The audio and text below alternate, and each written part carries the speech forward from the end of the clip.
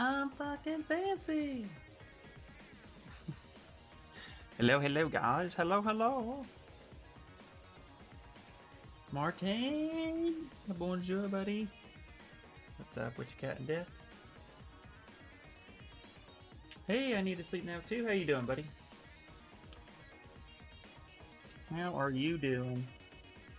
I'm doing well. Doing well. Actually, been doing a lot of art studies lately, because I've been working on a likeness. So, I've actually been working on that pretty heavily. So, that's been fun. But doing well. I also just got done with my workout, so I feel super buff. Super buff. Get my glasses. Yeah. Doing a new body. Hell yeah. Nice, man. Nice. Did you post it in the Discord? If you want to. You don't have to. I just like seeing everybody's stuff. Get my glove on. Also, too, guys, so last week, or last few streams, I should say, there has been weirdness with YouTube saying I'm live until like the god hours of the evening, and then it like kicks off. I don't know if that is attributed to Restream, a YouTube error, or my setup. So what I ended up doing was actually completely shutting down Streamlabs Stream Elements, and then just downloading regular OBS, not logging in through there, and actually making changes on the other side, which reminded me I actually forgot to update the my stuff, the title, which no big deal, I guess. Doesn't really matter. It's the same difference. But yeah, exactly. So what I did was just completely do a new setup, because when I stream for Pixelogic, and I'm using Streamlabs for the Pixelogic streams, that way I don't have to keep switching keys all the time and make a mistake.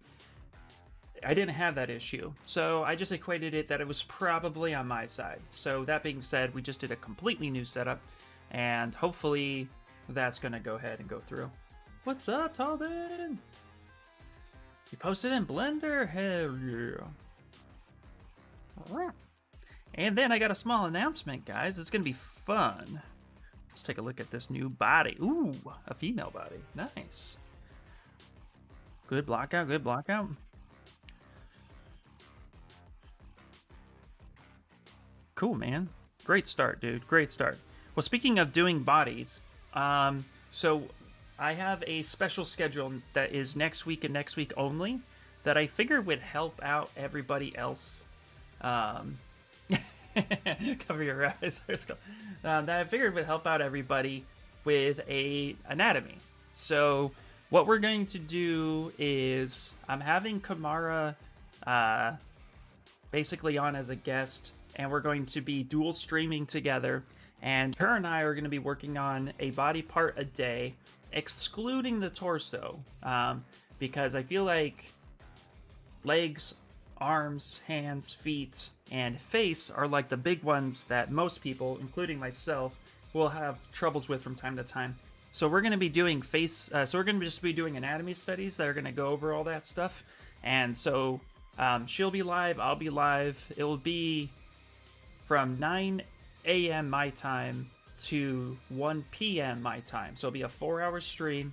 And it's just going to be, no, not a battle sculpt. It's going to be a collaborative where we're both working on our anatomy, but we're talking to each other, kind of showcasing each other's work. And then you guys can bounce between the two live streams and kind of see what's going on. I think there's a way to like kind of see both at the same time too. So it's going to be really fun. And then you guys can follow along. On my side, what I want to do with it is after the stream is done, I basically then want to re-download them and repurpose them as kind of videos where people can follow along my process, maybe just sped up a little bit. So that's going to be coming on next week, Monday through Friday. So I'll be streaming every day with Kamara. Hey, Kamara, speaking of you, there you are. So her and I, we're going to get together and figure out what days we're going to be doing what, and then I'll make an announcement in the Discord so you guys can follow along. But it'll be fun. Kamara's got some time now, so we gotta up our art. So it's gonna be really cool. But yeah, we'll be streaming at the same time. And like I said, it won't be a battle. It's just gonna be more of like, you know, our own anatomy study. And you know, I think I'm gonna push more towards realism, but she's gonna push to whatever style she feels comfortable with, and it's just gonna be super fun. So it's kind of like that stream with Rush where you discuss art stuff, but now with anatomy practice. Exactly, yeah. It'll be a lot of fun. And two, if you're already a part of my Discord, then, you know, if you want to ask questions, type and stuff like that, feel free to do so. But if you're a part of the Discord and stuff, you can also showcase your work as you're going, and you can ask questions if you're following along. You can ask me questions, and then I can take a quick peek at it and maybe kind of show you what's going on. But it will be kind of like a follow along. So the more I do, the more you can follow. It basically kind of help guide everyone. So that's the idea of it. It'll be fun. If you show nipples, you'll have more viewers, or I'll get banned apparently. So it all depends these days. Well, I'll just have to create a new channel. Like we were talking yesterday at Kamara's stream. I was saying I could be IR artist if I get banned here. Or start a fitness channel. IR fitness. It'll be good. Because apparently fitness channels, if you're a guy with a half tank top, you'll be fine. Nips are okay. Rosella helped you a lot with Blender tools? Nice. Yeah. No, that's awesome, dude. Yeah, I'm glad he's able to help out too with that stuff. It's one of those things, I always felt torn with Blender. You know, I don't hate Blender, it's just not something that works for me, so I don't feel like I need to learn it in the sculpting way, but, you know, I'm glad I can actually also too refer you guys to Rush, so. I heard yoga. Exactly. There are not enough yoga channels. There you go. Boom. Done. That's what I'll have to do. I'll have to get a little bit more flexible, though, and pretend I know what I'm doing. All right. Well, that all being said, also, too, hopefully the music quality is okay. And hopefully the audio, because, again, I started everything up again, so. And IR company. Well, let's get Stream Raiders going, and then we'll do the other. And then we'll do the other. Let's see, where is it? There we go, Stream Raiders. Okay. Bloop. Let's start with... Doesn't really matter.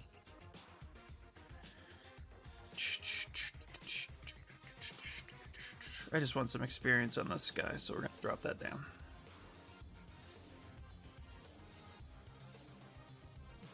Brought to you by IR Coffee.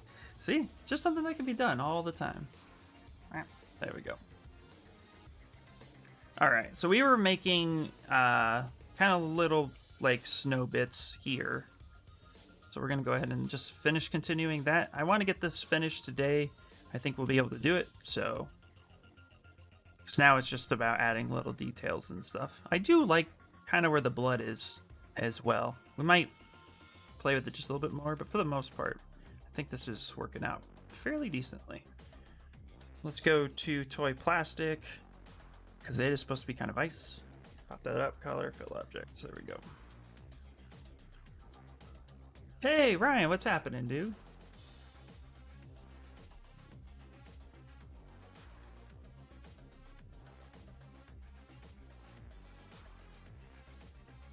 All right. Okay. Let's come up here. Gonna just hide him for now, for the most part. And I think we're gonna add some icicles on this guy. I think that'll be a lot of fun. In fact, we might be able to just... Nope. Cancel. There we go. Might be able to just kind of grab this. Sanchez! What is up, dude? Hello, hello, my friend. How are you, buddy? There we go. Yeah, I'll kind of add just like a little bit here.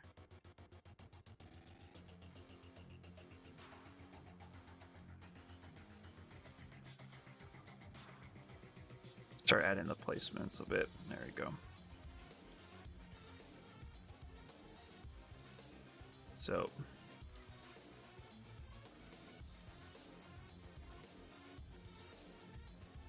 don't forget, guys. Sunday, Sunday, Sunday. It's happening. Again. Pixo. I'm super excited, guys. We're going to continue the dragon on that.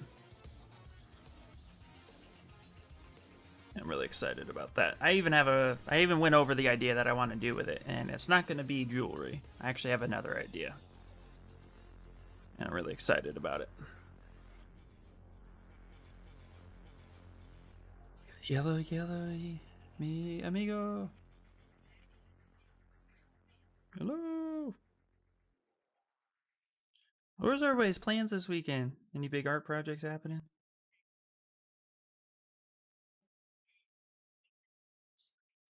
Oh yeah, so Kamara, we're gonna have to figure out too, exactly what we want to do what day. So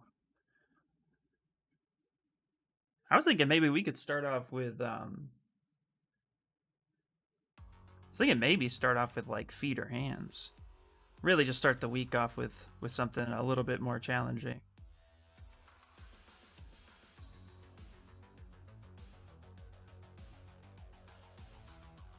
Trying to rework supports, just change slicers to lychee.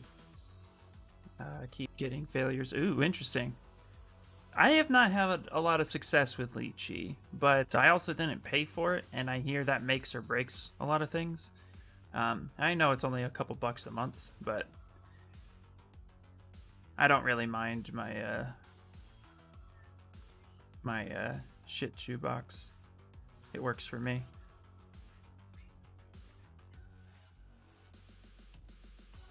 Yeah, that's kind of working out. I'm liking that. Okay.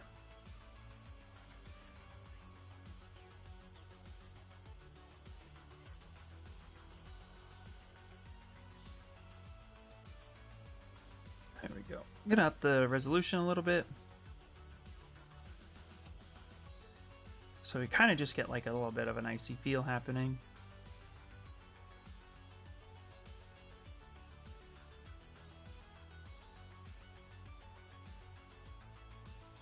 We'll make them a little bit bigger too here in a second.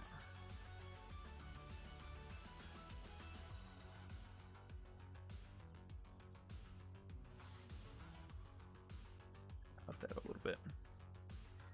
Isn't the face the most difficult because, well, that's where you first look at the character?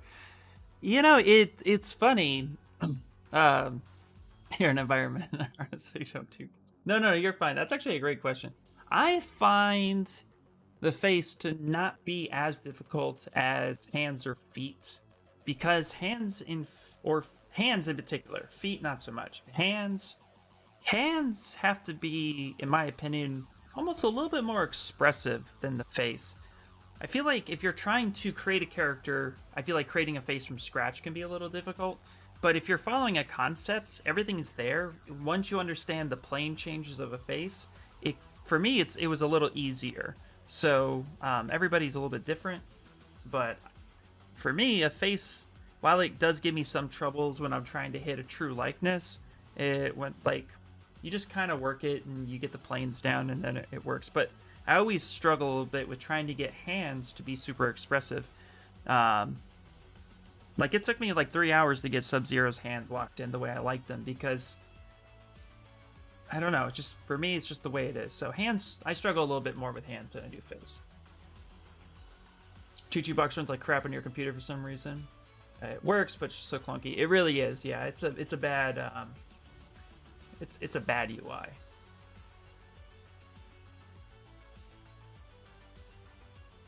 Also find faces to be easier and less to likeness. Exactly. I'm actually doing likeness studies this weekend because the statue that I'm working on, the likeness is, I need to like kind of push it to that next level. It's like not quite where I want it. I find realism likenesses to be very difficult. That's the exception to the rule. But yeah, silhouette is absolutely most important. Agreed. Yep. So yeah. But everybody's different. And yeah. I definitely see where you're coming from on that too, Martin. But I feel like the thing most people would try to avoid, especially 2D artists. I know 2D artists that couldn't draw hands or feet to save their lives, so they never did. They just always did something else, or they did the cheat route and they did like the Disney three-fingered hands, which I find to be very easy to get done right. It's like as soon as you add that pinky, everything becomes problematic because there's a certain curvature to the hand. You can get away with just three fingers, but once you start adding a fourth finger, you have to equate the curve, the bones, uh, and then of course keeping them expressive while not breaking them. I feel like is hard for some people, for a lot of people, in my experience. I could be wrong. The thing with hands is that we can almost always see our hands, no matter what we're doing, and we know what hands are supposed to look like. Yeah, exactly. Am I having troubles achieving likeness? I'm having troubles pushing it to the quality I want it. When I say I'm having problems with likeness, it's just taking me longer than I want it to. Like, I've done a few likenesses before, but I have a lot to learn with setting myself up for success. So yeah, in a sense, but it's not. I know I can do it. I just gotta like work at it. It's a skill set that I need to kind of refine. So I was gonna spend some time trying to push my skills this week into that next level to pull it off the way I want. Because likenesses are all about that subtleties and stuff. If you have any type of resources, Ryan, I would love, love, love to pick your brain on that.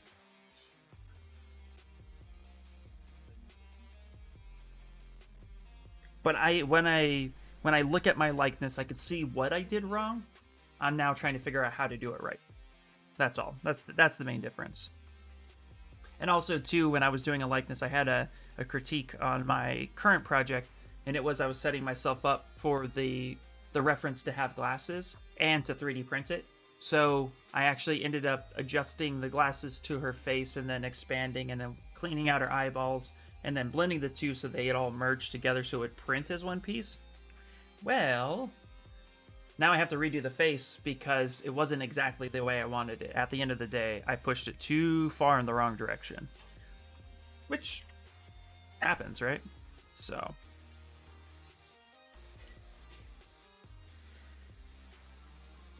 just gotta dial it back a bit. But I knew this was going to be a challenge too when I decided to take on this project. And that's the exciting part. Okay, what I'm going to do is I'm actually going to go ahead and solo this out, and I'm going to copy it. Ooh, yeah, don't do that. Hold on. Okay, I'm going to go ahead and select Shift D and Control, which will duplicate it. I'm going to turn everything off except for the two that I need. Hit solo, then I'm going to go ahead and Z-remesh this because it's really chunky, but I want these ice bits to get a little bit better. So, that funky monkey. There you go. I mean, the same applies to human sculpting. We see everyday humans. We know exactly what the human looks like, especially the face. If something is just a little bit off in your sculpt, you immediately notice it. Exactly, yeah. That's why stuff like this impresses me the most in character. Yep. Oh, yeah. No, absolutely. This was one project I was following a while. Now, what's crazy, too, for me is when I see something like this, I can't 3D print this because those hairs won't 3D print. Those are cards, typically. So, like, this is super impressive. I'm not minimizing that in a second. But, like, I have to kind of, like, do almost traditional sculpting of hair. But, yeah, getting to this level's where I'm starting to want to push. And this would be really, really cool. I wonder, too, sculpted in ZBrush, blah, blah, blah. Some of this stuff that I see, I wonder if some of them start with a scan or not. I've seen some people start with a scan and clean it up, and that can be hard, but I think this guy did it 100%, and that's awesome. I love shit like that. A technique that worked for me: grab 3 photos of other people that look similar, drop them in Photoshop, and draw on top the identifying shapes and identify the differences. Oh, interesting. What's up, Inspire? Yeah, for sure. Creatures are easier because people don't see all the animals all the time, so it's easier to get away with things being incorrect. Yep. But as far as what part of the human is most difficult, I'd say hands are harder than faces if it's a person. Faces are harder if it's that person. Ooh, Kamara, that's well worded. I agree. I agree with that, yeah. Either way, faces gave me a very hard time. I found faces to be very, very difficult in the beginning of it all. And I had to learn the plane shapes. But once I locked in those plane shapes, it didn't matter anymore. I was like, oh, I know how to do a face. Now I'm doing that face. I'm not sure whose Walter White that was. It was really good. What's his name? It's really great. Kubisi art? I think I said that right. Really great likeness guy. Actually, I'm going to follow him, because that's going to inspire me. You can do a reverse image, searching Google to grab similar images. Nice, nice. I found a YouTuber who was going over, it was like a 2-hour video, and he was going over a George Clooney, and was kind of just showcasing how he was going to do it. Okay, let's try that one more time. And he was doing a step-by-step, and that was pretty cool too. And like I have like 40 photos of the person I'm supposed to be sculpting, so I have so much reference. It's just a matter of like, yeah, figuring out where to go. And so I agree. Yeah, I'll try that too, Ryan. That makes sense. But I'm having fun with it, and that's the best part. And I want to nail this because I think it would be good to do more of these, if nothing more than just for studies. Ryan, I love that idea. If I was still training caricature artists, I would 100% use that for help. Yeah, that's such a great idea. Okay, got to Z-remesh that. That might take a minute. I don't know if you know who Sid is, but you might be able to reach out to him for some tips. He does a really good job. I don't know if I know who Sid is. I do not know. Ooh. I do not know who he is, but I will. Yeah, so this is kind of the look and feel I have to achieve.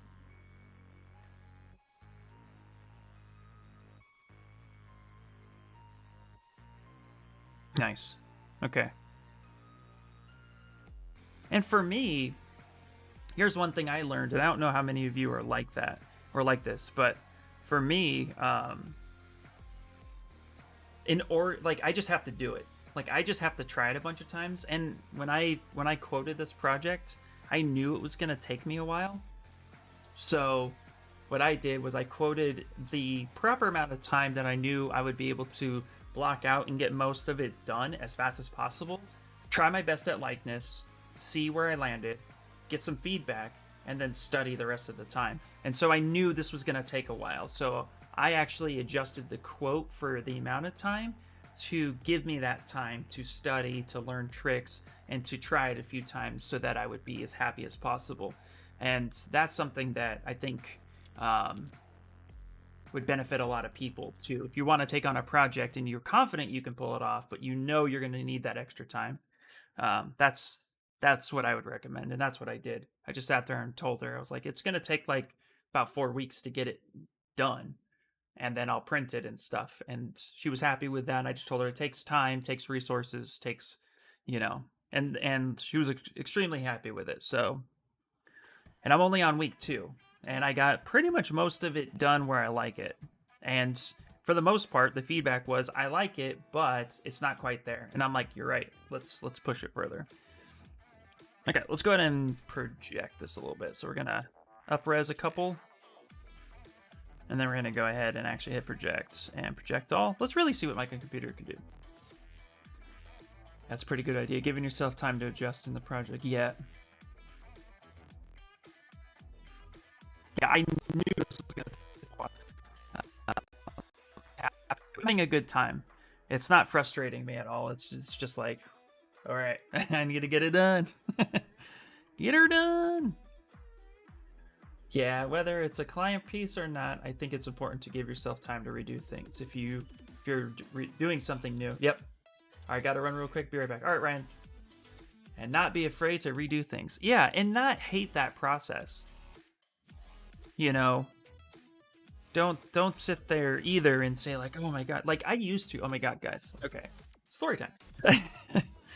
My first few freelance gigs as an artist, well, I would say it happened more during my photography days.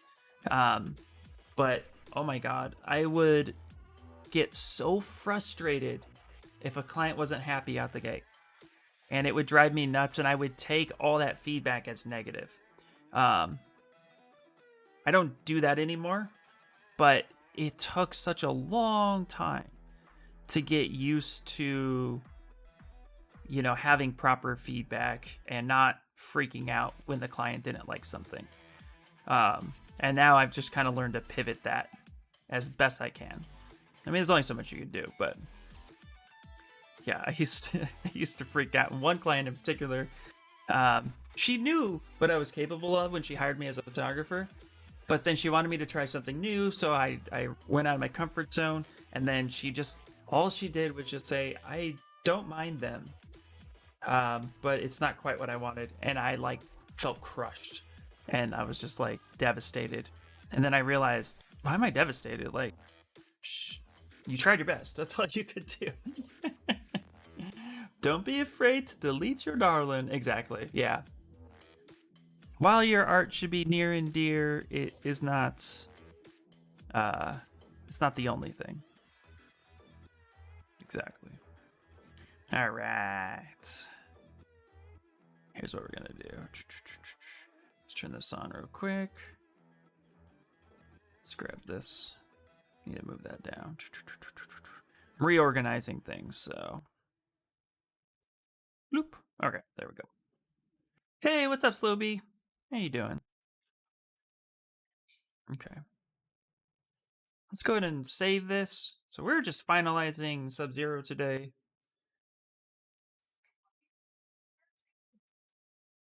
Yeah. I'm liking it. I'm liking it. All right, let's actually turn this on real quick. Now I kind of want to adjust this ice a bit. So I'm going to take the move brush. Finally started to print my scorpion. Nice, dude. How are you liking it so far?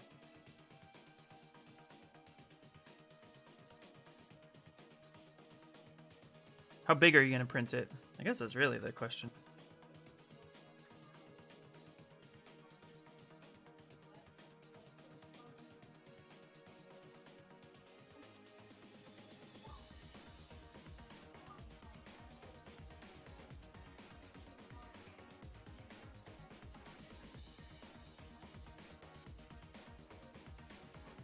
There we go. Kind of blend these two together a little bit.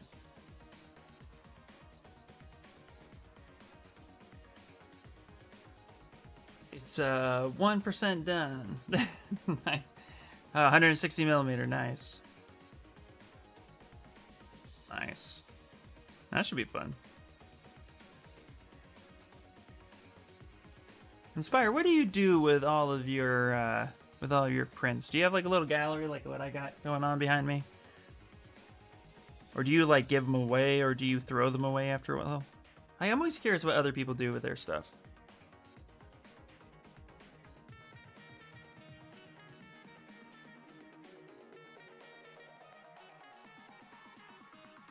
Okay. I'll press that down a bit.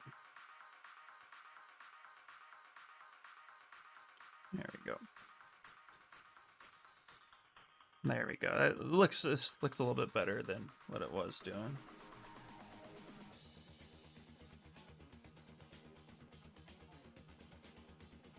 Kind of just get that blended in a little bit. Oops.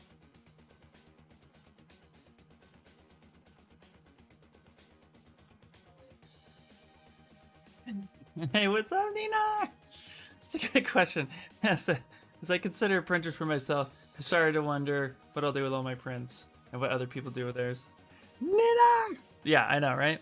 I mean, I've thrown away stuff that I just don't like anymore, or sometimes I'll get a little lucky and my kids will just be like, hey, you gonna throw that out? Can I have it? Of course, I end up throwing it out later when I step on it in the middle of the night, but you know, whatever.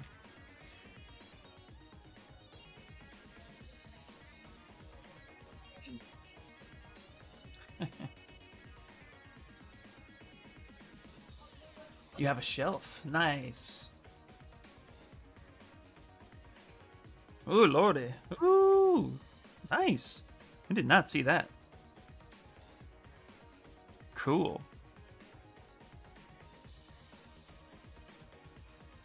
You're running out of room. You need another shelf. I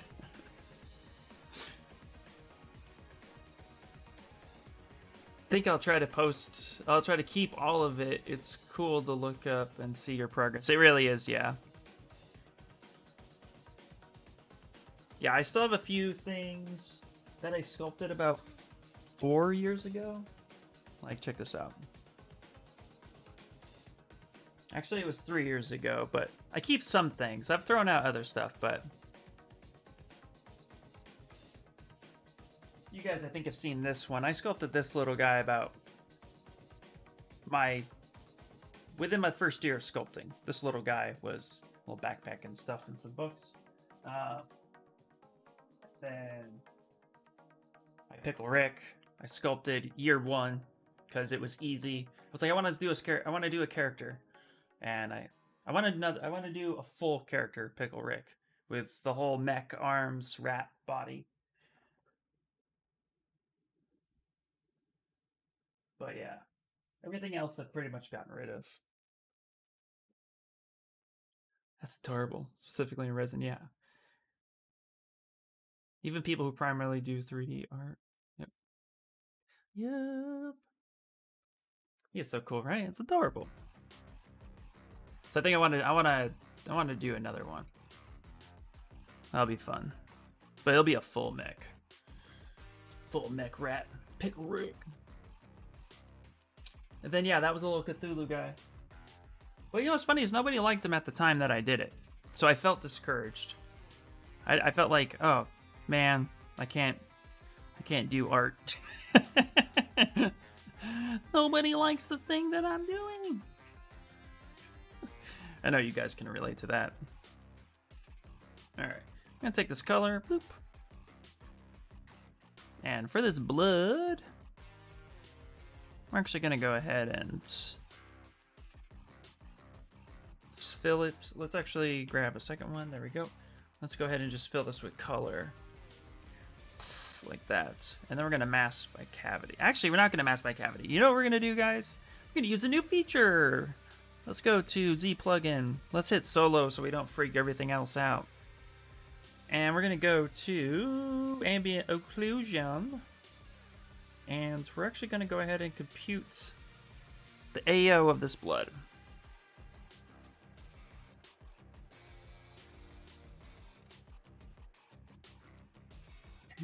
Gosh. Yeah.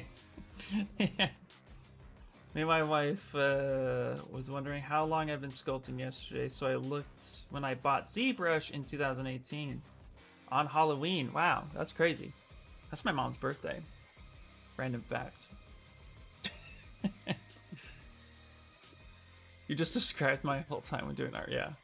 I just dropped it nearly 6... Wait, I dropped it for nearly 6 months because I got discouraged, yeah. Then one day I was like, F that, I spent over $800 on this program, and I didn't stop from there. Exactly, yeah. Yeah, actually, when I decided to do this full time, yeah, I was like, yep, I'm gonna spend the money. Okay, let's go ahead and now switch color and let's fill it.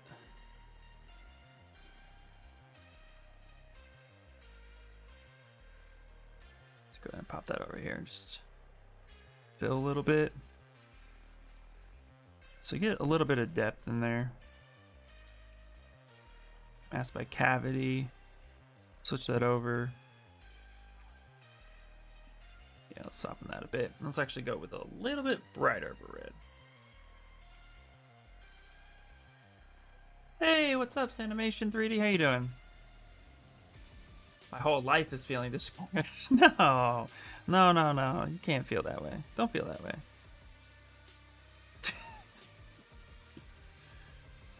It is weird as artists how we kind of all feel like that sense of can't, or that discouraged feeling. It's crazy to me how easily that comes up. But it's nice when you have somebody who will look at you dead in the eye and say, stop that shit. You're doing great.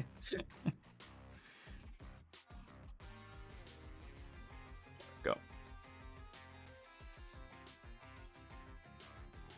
Yeah, I've been doing 3D off and on since 2011 of September. And I know because that's when I started grad school.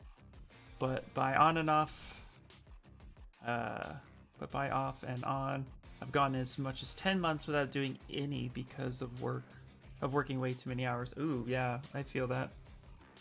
That's why the pandemic for me was actually very important in a weird way.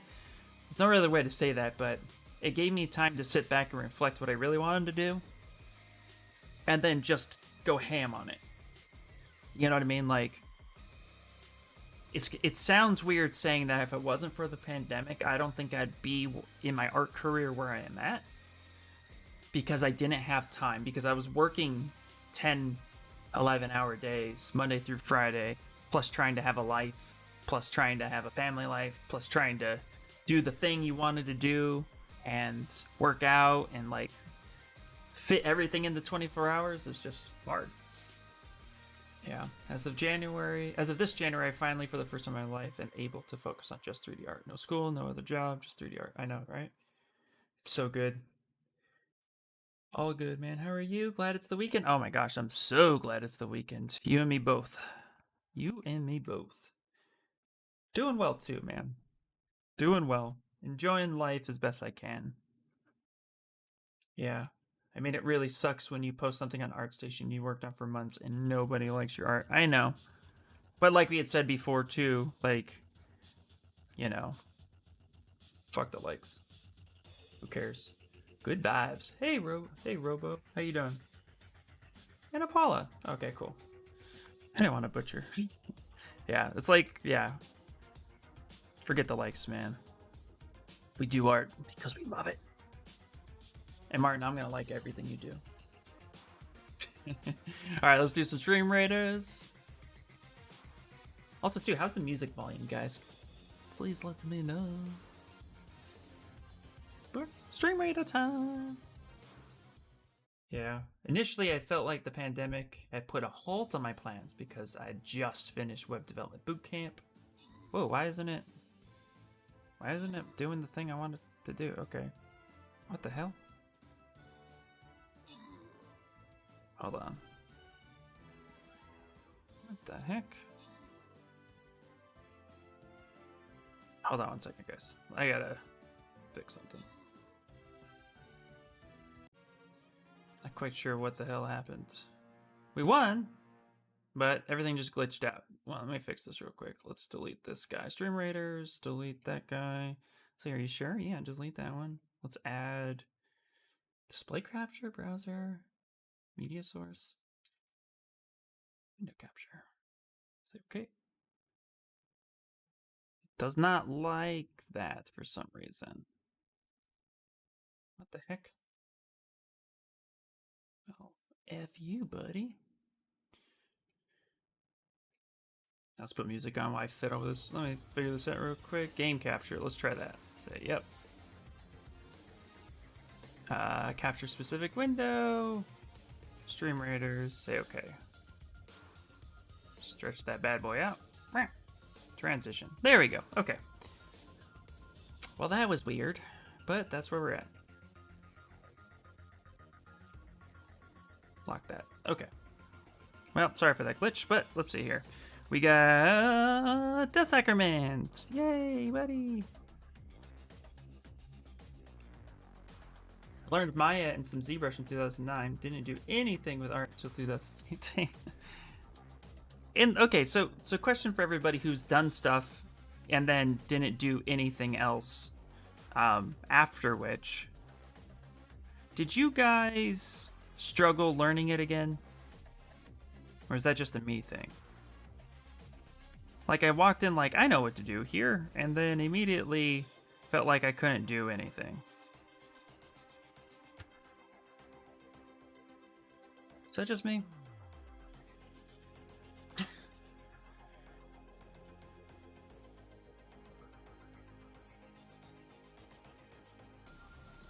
No, there were new tools, but learning them wasn't too bad.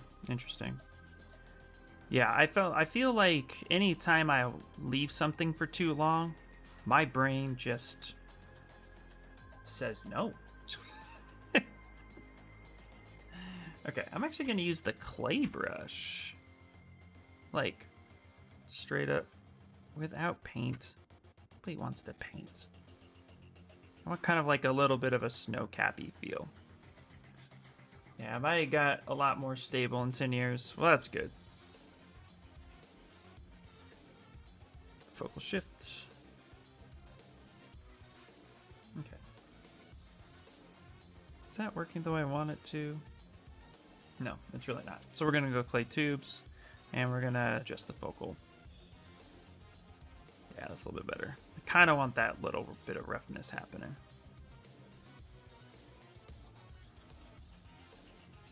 ZBrush was a different beast. I understood the theory, but I couldn't remember what order to do things right.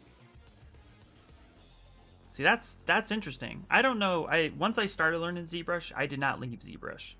I kept in it. But not quite sure if that was just, you know, I kind of just fell in love with it.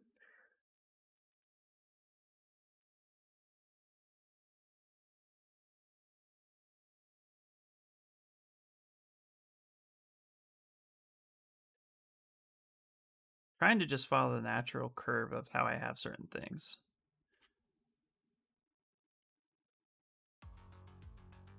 Every time I've come back to it, I maybe forget the software, but got better at the art because even though it wasn't sculpting, I was still doing art. Right, exactly. Okay. Oh, okay. See, yeah, when I was like trying to learn Maya, for example, thinking that was the program I had to learn, so I had no idea what I was doing. When I first was trying to before I got into sculpting, I had dealt with a little bit of Maya and stuff before, but I felt like every time I got back into it, I just couldn't do it. So I always just struggled. Not quite sure why.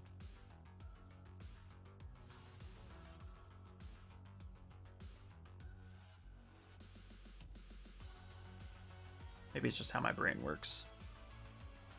I feel like I always need to invest like everything into what I'm doing. I'm an all or nothing guy. Just I'm either going to do it or I'm not going to do it. I'm not going to half-ass it.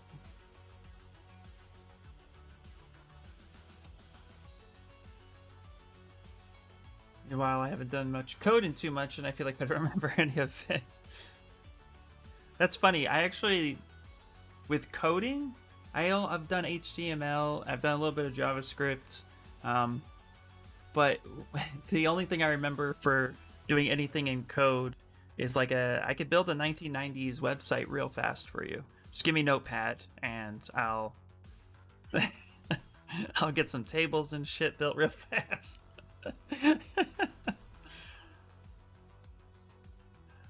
The problem I found is there's too much to learn specific, especially if you're trying to learn multiple softwares at the same time. I originally learned Blender, then moved to ZBrush to learn sculpting. Yeah, okay, that I definitely agree. There's so many different types of software out there. Yeah, I think it's hard to stay focused for sure. Who's excited for Falcon and the Winter Soldier? Excited? No. Intrigued? Yes. I'm literally taking these TV shows one at a time, and just I want to see where they go with it. I'm not getting overly hyped because I feel like I don't want to feel obligated to feel invested. But if it's as good as WandaVision, I'm in. Does that make sense? I guess where I'm at. Hey, thank you so much for the follow. I appreciate it. Welcome in.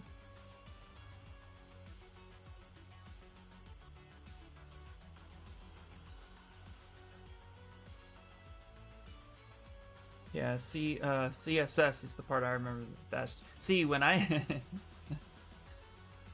yeah. CSS was new. Yeah, when you build a 90s style site, I'll fix it up with CSS and make it look modern. Done. Okay, there you go. That's fair. I don't think there was CS back then.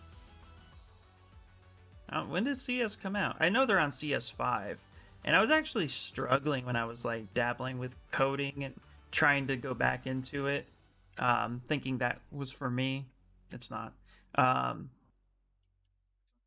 I was like struggling to like understand how to build the HTML body and then apply the CS on there. That was giving me problems. And I was going through like, I think it was Code Academy was the place I was trying to learn from. One of those free sources. It just wasn't clicking with me. Story of my life. Wasn't clicking. It's actually why I went back into art. Nothing else was actually working for me. I agree. These, hello, what I missed. Oh, coding is. Oh, I missed that. Sorry. Coding is scary. The last coding I did was on my MySpace. Yes, for sure. So glad you don't have to mess with CSS anymore. Oh, you code? I didn't know you code. That's awesome. Looking forward to the show, but really want Loki first. Yeah. Plus, we are getting everything out of order. WandaVision should have been last. Really? I didn't realize they released an order of operations. I know they released a release order at one point, but I didn't realize they released an order of operations.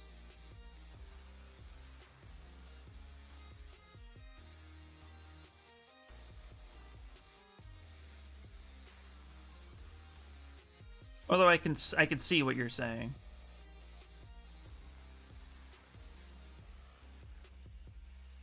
Okay.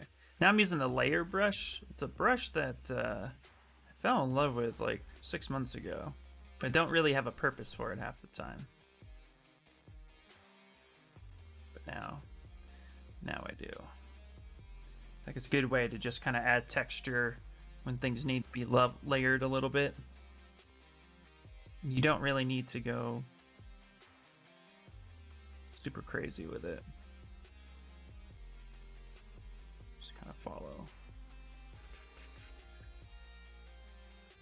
Because, yeah, I think that texture is looking pretty cool. Let's actually go a little harder with it. There we go. Actually, I think, too, I'm going to want to add a different alpha. That's not the alpha I'm looking for. Ooh, that's kind of cool.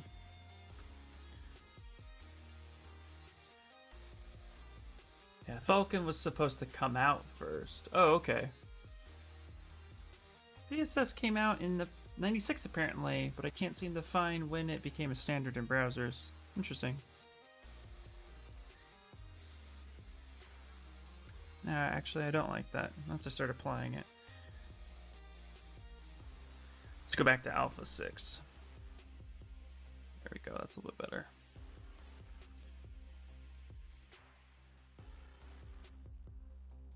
Woo, I'm back. Nice, nice.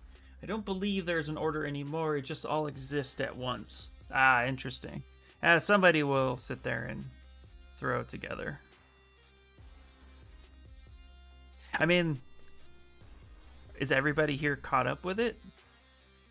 I don't want to spoil anything for anyone, but all I'll say is if you are caught up and you saw the very final scene in the last episode, I can see why WandaVision would probably should have been last in chronological order. But again, who knows? Who knows anymore? I'm just along for the ride if I decide it's worth watching. I guess that's really where we're at these days.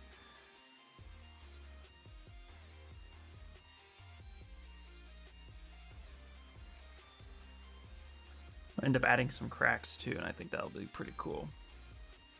I love doing some random bases like ice caps and stuff because I feel like you can pretty much just do anything random and it will, as long as you hold to what your design is, it kind of will work itself out a bit.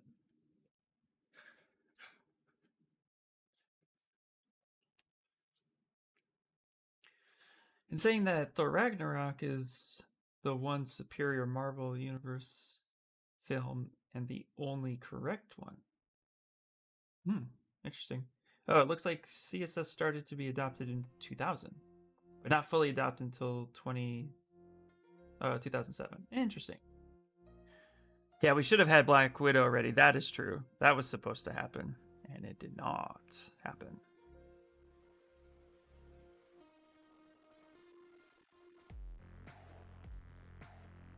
Yep, and I can't wait for it. I'm actually really eager to support that movie.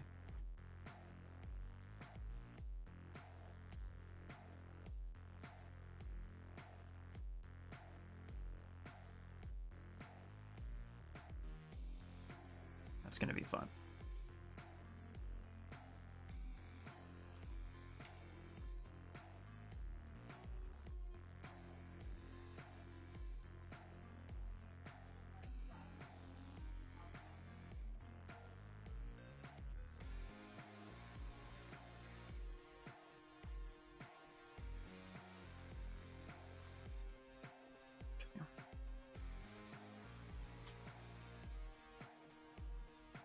Kind of almost like maybe I just want, the more I'm playing with this, the more I'm thinking I just kind of want it like that.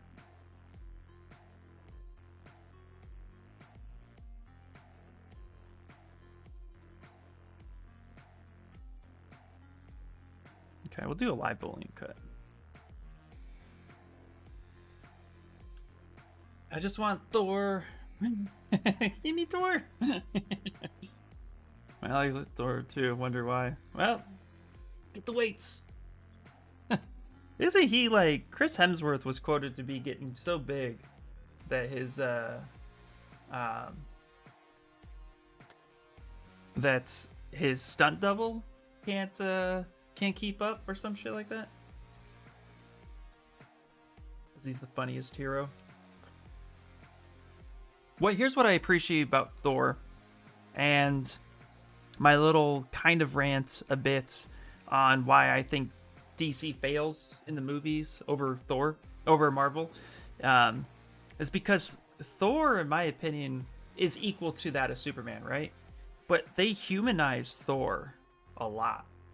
Whereas I feel like, characters like Superman are hard to relate to because they're gods, right? And Thor is a god amongst humans, but once they brought in his own world and his own type of people and stuff, he became very humanized and very killable, and I appreciate when that happens,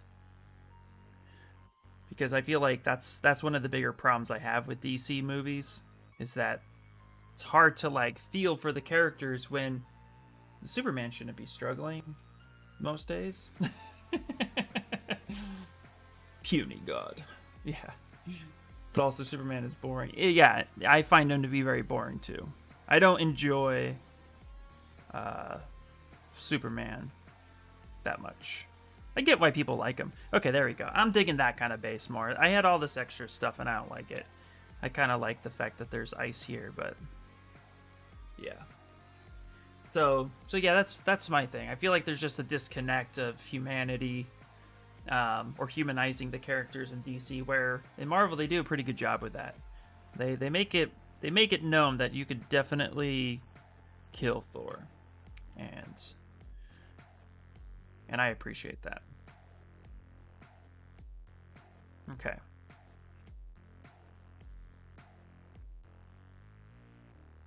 Let me see something real quick. What I'm going to do is actually kind of look at this as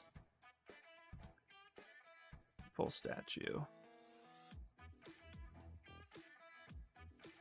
See how this stands out. I think I need to kind of clean this up a little bit more. Anyway, that's my hot take for the day. That's exactly why I prefer Marvel. Yeah, I agree. Superman sucks in my opinion, but the rest of the DC characters are amazing. I personally don't like most of the Marvel characters just because I can't take them serious. Ooh, interesting. I wonder, Martin, like, which Marvel character do you like least for the reasons you stated? Because I could see where you're going with that. I feel like DC built better characters for comics, but I don't think they translate well as an overall story that the average person would want to follow. I feel like most of DC characters are derivative and geared towards the comic person. I feel like DC does have the ability to tell a better story, but I feel like they just don't know how to do it in a movie.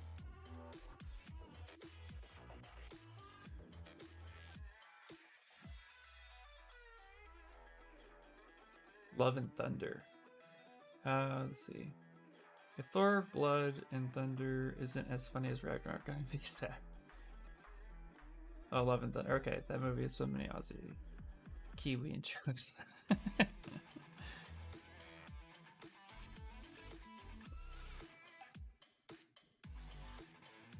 Okay, we're gonna kind of tone this back a little bit.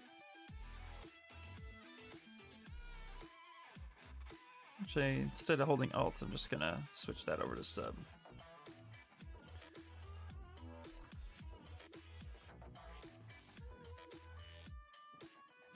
DC makes better villains, Marvel makes better heroes. Ooh, I like that, right? DC characters always seem very black and white. Okay, yeah, I could see that. Yeah, good and evil, no in betweens. Marvel gives the characters more depth. Yeah, there's only Ragnarok. You know, it was very interesting actually hearing about the creation of Ragnarok, because both the director on board, I don't know his name, and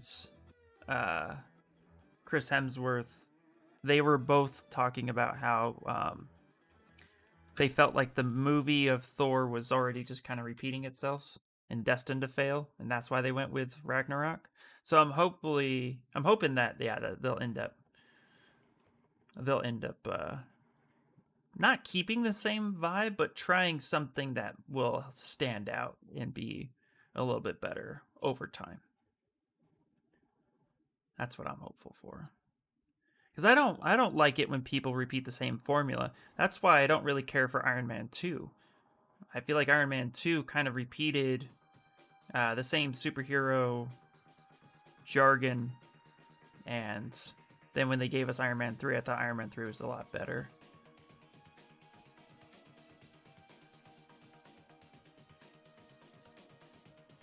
Ian, I want to print this. Okay, you got it, kind of. Dunzo.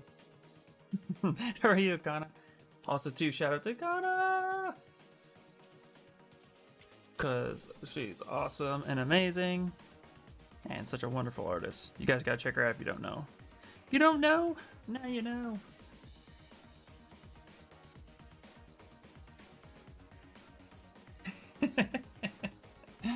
Exclamation SO and then her name. Right, there you go. Yay! Thanks, Nina. Can't forgive them for doing what they did to Mandalorian. Mandalorian wasn't that bad. What do you mean, McBobbles? You can express yourself here. I might disagree with you though, but I'm curious on what you think. You did it! Woohoo! Hey, what is going on? Hello, Art. Welcome in. For me, I thought The Mandalorian was great. The Luke Skywalker thing, I actually kind of glad. I mean, I can understand why they didn't push it to look like Luke 100%. Man.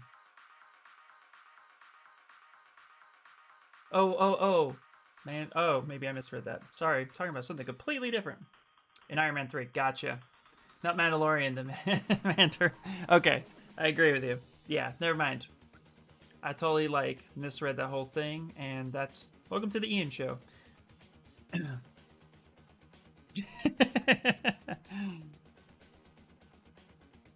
Never mind, don't mind me.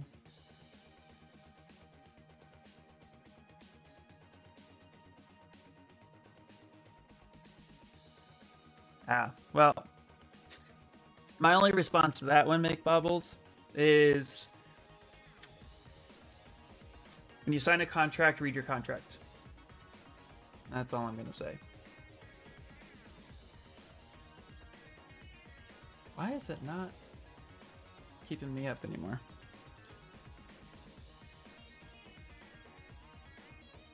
Yeah, exactly, Connor.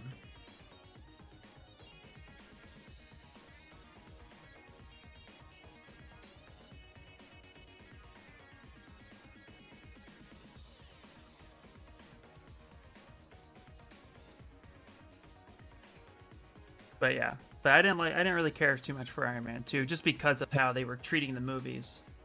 Kind of like a cookie cutter. But I'm glad they changed direction for that too. Because, you know,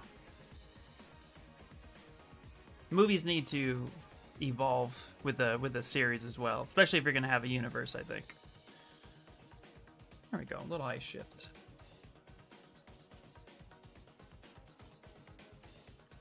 Okay, I think we need to color it now. Let's do... Where are we? Alright. Let's go to clay polish. Let's kick up the sharpness a bit. There we go. We're going to do that a couple times.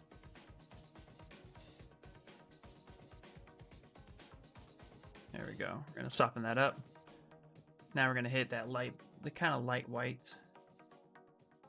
Like such. And we'll switch over. And then we'll hit this blue.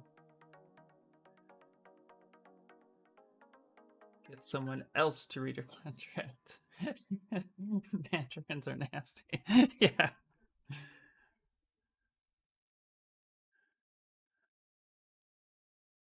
All right, let's go ahead and fill color. So let's grab our paintbrush.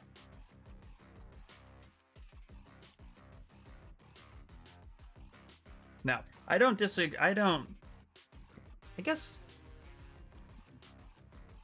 what I'm actually upset with the Mandalorian firing, like, and I don't want anything to get political. You guys are free to say your piece and stuff like that. What I'm upset about is actually the hypocrisy of it, because, you know, the hypocrisy not of hers in general, but how Disney's dealt with other people in the past. And there's been a lot of kind of inconsistencies with when Disney decides to pull the plug. But, you know, when your contract states that you are the face of something, you have to keep that in mind before you publicly announce your feelings on things. And I think that's the big misconception as actors, or even as people who get sponsored by companies. There is a stipulation in those clauses that is discussed that, you know, you need to keep on topic when you're representative of said company. And I think a lot of people get away from that idea and that notion, and they don't quite remember that. So, and we treat actors as if their opinions are gospel, and I think that's dangerous in our society. So, did she have the right to say her opinion? Absolutely. However, when you sign said contract that says maybe you should keep things related to whatever, you know, that's when you have to kind of like, you have to take things a little bit more, what's the word I'm looking for? In my opinion, you have to be very cautious with how you move forward if you want a career as a public figure, because you're going to get scrutinized through and through. I've signed tons of contracts with companies in the past that basically say, you can't do this or else. And when you sign a contract, that's something to agree with, and actors have a ton of contracts. Now, whether or not she signed one is indifferent, but the stuff I've heard that Disney has you sign is rigorous, and apparently she crossed that, and that's too bad, because that's unfortunate, you know. But at the end of the day, we have to keep that in mind too. But it's hard. It's a hard topic, because I think there's more to it than what we're seeing, and that's always kind of the case. But it's like, I can't just go on Pixelogic and start ranting my own opinions. They won't like that, you know. So those are things to kind of keep in mind too, I think, before making assumptions. But we're all entitled to our opinions, and I think we should have a public place to be able to talk about that stuff.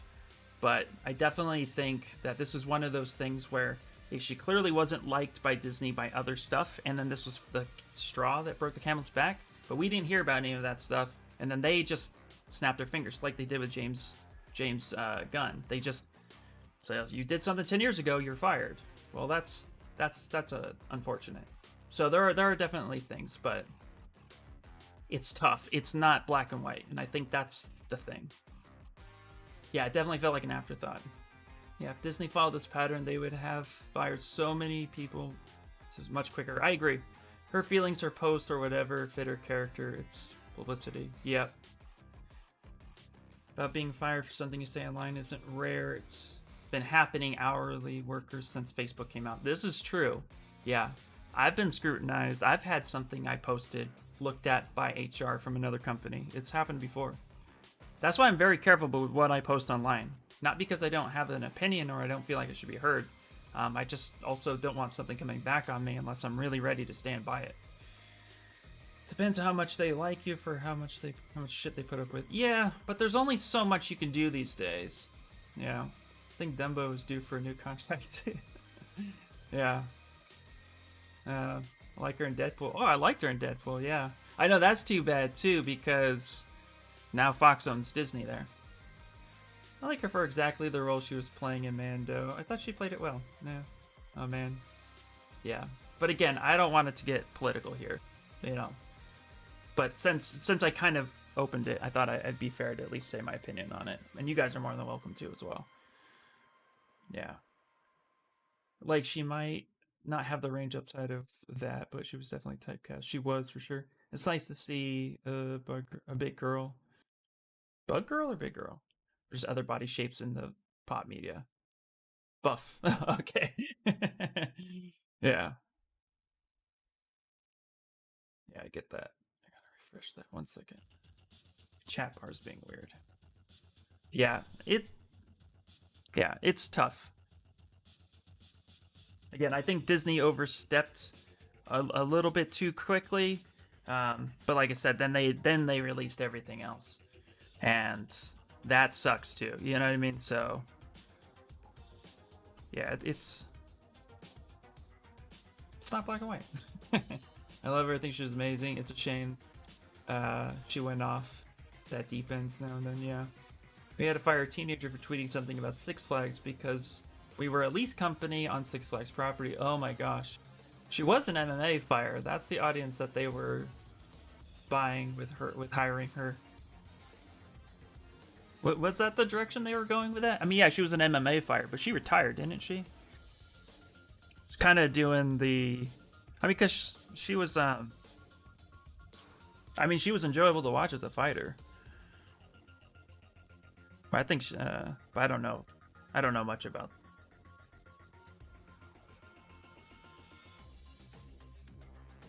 King like Vin Diesel's get groups...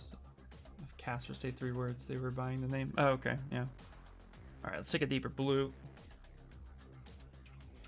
And let's actually drop this down a little bit. And let's hide the mask.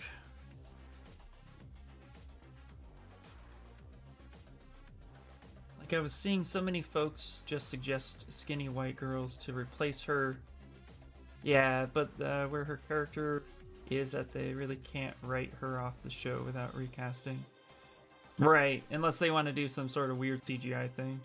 Doing the Ronda Rousey thing. Yeah, exactly. Yeah, doing the Ronda Rousey thing. I didn't really like Ronda Rousey's acting. I didn't think she was anything super special. But I was glad they... See, I was glad that she was able to, like, kind of reach out and branch out and try something new.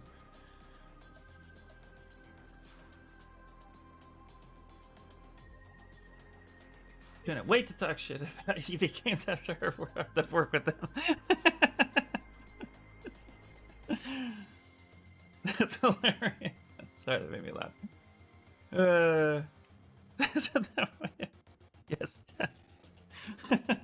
Hello, Death. Glad to bring you into the conversation. Yeah. You can easily write her out. Just say she was working elsewhere in the galaxy and blam. Yeah, that's true. Or deep fake video calls. She was horrible in Fast and Furious. Yeah. But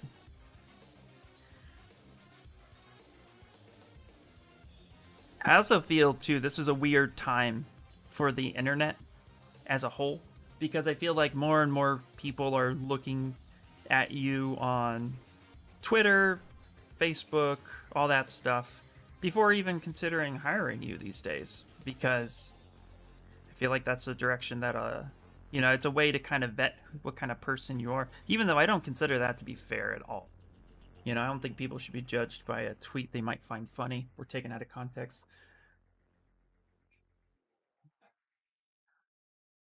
So when you were talking about quoting your commission for the likeness piece, what was your process there? My process was actually, pardon me, just had like a random hiccup. My process actually was figuring out how much work I actually needed to put into it and creating an hourly rate in which I thought was acceptable for the piece as a whole. And then also, too, explaining to the client that likenesses are just harder and they take longer. So my process was, I already kind of figured out how long something would take me already based on hourly wage, based on my area. And that was looking up contracting jobs and looking up different resources on how contractors in my area work. Which, because pricing that stuff gets tricky. It depends on the minimum wage in your area, the cost of living, the taxes, all that stuff. So I had to kind of like figure all that out. And then once all that was based, then I basically just kind of figured how long it would take me hourly if I were to sit down and crack it out. And then I took that price and inflated it a little bit, and then adjusted the time when I realized I may want extra time. So I kind of bit the bullet there and quoted based on what I would normally do, but then just like I said, inflated my own time. And then I quoted the price and then just waited for a response. I know that's a little, it's kind of a little bit of a roller coaster thing there, but okay, gotta go. Okay, Kana, thank you for stopping by. Appreciate the lurk. I now have created a worksheet that essentially just says what I think I'm worth per hour for freelance.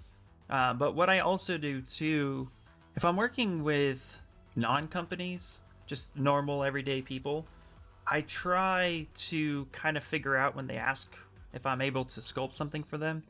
I try to figure out what their budget is, because yeah, 1 second, Burning Flex. Because I really feel like everybody has an anticipation on what it is it should cost, but then there's reality of what I feel I'm worth, and then that conversation starts. So when it comes to work that's more one-on-one instead of a company, I usually try to get that price budget in mind so that negotiations can happen and everybody can be happy with the project overall. So my process for that, though, does fluctuate on the negotiation, just because I'm not 100% sure when somebody, like what somebody exactly is looking for, and that can get tricky too. So I try to approach that with some sort of delicacy. So hopefully that makes sense. Hopefully that's kind of all over the place. Anyway, let's skip over to Stream Raiders for a second. And I'm purposely not trying to stay vague, but I mean, I don't like giving hard numbers because I feel like that gets a little dangerous. I don't want somebody to be like, oh, he charges that, I'm going to charge that, but then it doesn't work for your area because you're too expensive because you live in a different country and things are different. Like, I literally quoted somebody what I thought it was worth for Los Angeles, and they told me, oh, okay, I guess I'm going to do business in another country. I'm like, okay, well, go have fun. so you know, there is that. Hey, Yaji, 85. There you go.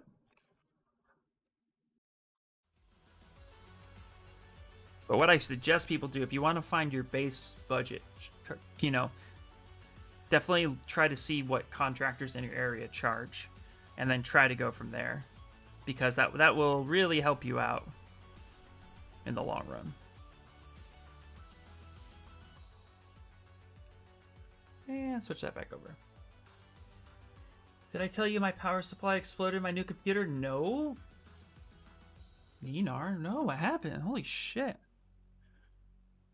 That's something.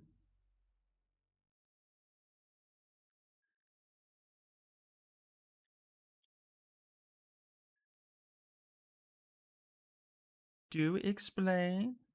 Explain.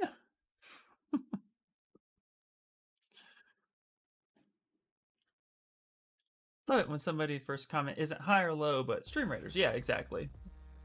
That's why I told him to wait.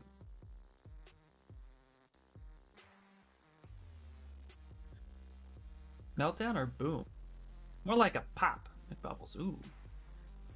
The 3080 is okay, thankfully. Yeah. But is that the cause? What was your power supply? I have an 850M power supply. But when I was looking at the 3080, 3090 as like future stuff, I definitely would want to get a bigger box. 1,000 watts? Yeah. No, Vegas fine. I get it. I really like to deep dive into pricing if you're up for it. I think that's a conversation a lot of artists need to understand and are afraid to talk about. I completely agree. I don't mind talking about it. I just hold the disclaimer that if I start giving you numbers, please do not, for any way, shape, or form, take it as gospel. But I don't mind talking about it. I just don't want people to get the wrong impression or sit there and say, well, that's too much. And I also don't want to discourage people. So I don't mind if a few people want to like get together and like create a time in Discord where we sit a little bit more privately and have like an actual like conversation, because I know there are things too that maybe I can learn from somebody else. So I'd be totally down to do that, Ryan, with a little bit more private setting. But yeah, I'm totally down with that. But yeah, like I said, I just try to keep it vague because I don't want people misinterpreting. I also don't want people coming in and being like, oh, wow, that's really, really expensive, and then never even asking, you know. So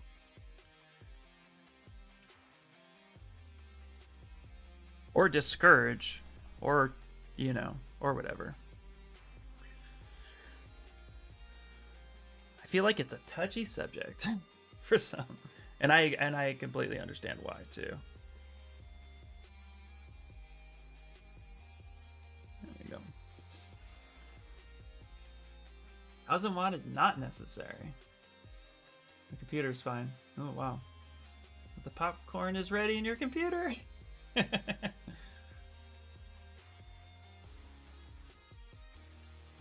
we go. Okay.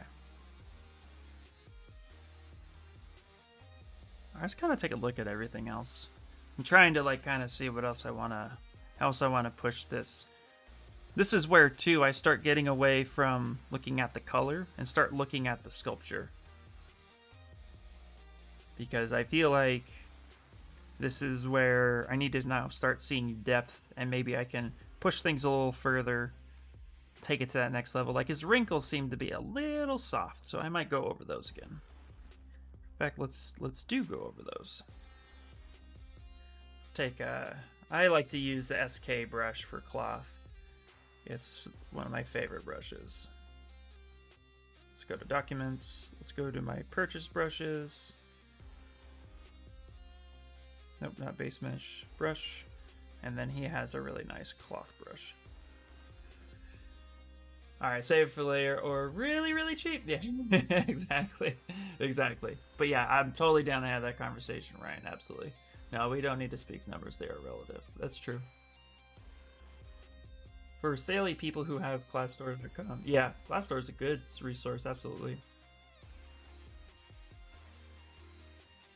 Just got a bone unit, I think. Luckily, I'm getting sent a replacement. ESU tester showed nothing going through the power supply at all. Completely dead. Ooh. Ouch. Well, when I was doing my research on my computer, 850 was actually on the low end of my current setup. And I have a 2080 RTX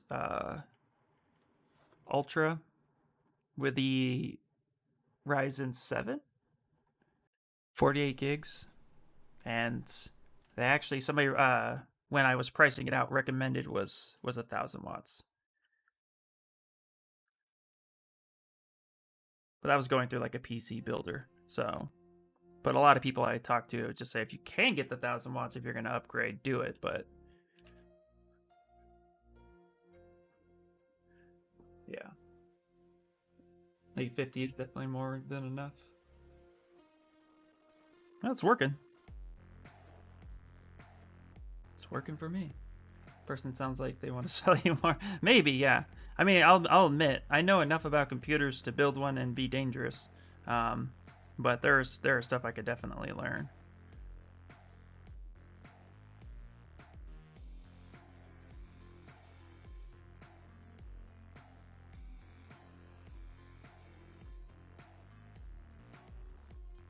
Buy more. Yeah.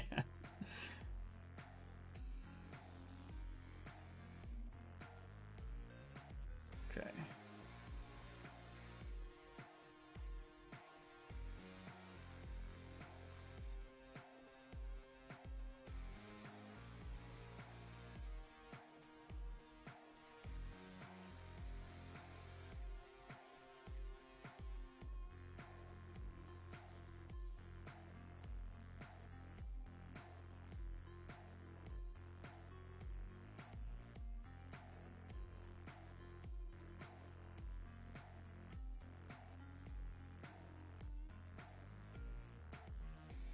See, my last computer had an 850, and one of the cats spilled my coffee, and it went straight down into my tower and fried the power supply.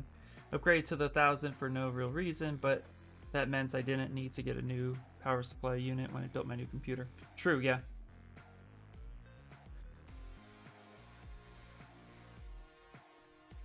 If you're SLI or overclocking a lot, then maybe.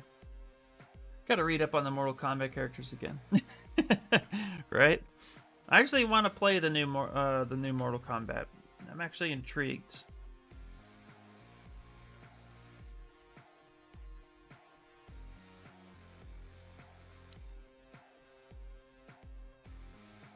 Let's push these wrinkles to their fullest.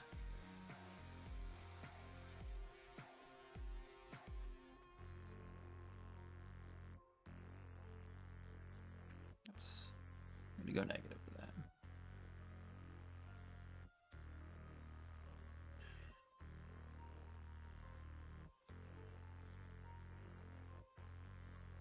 Well, when in doubt, this is what I do. And I don't know if this is wrong.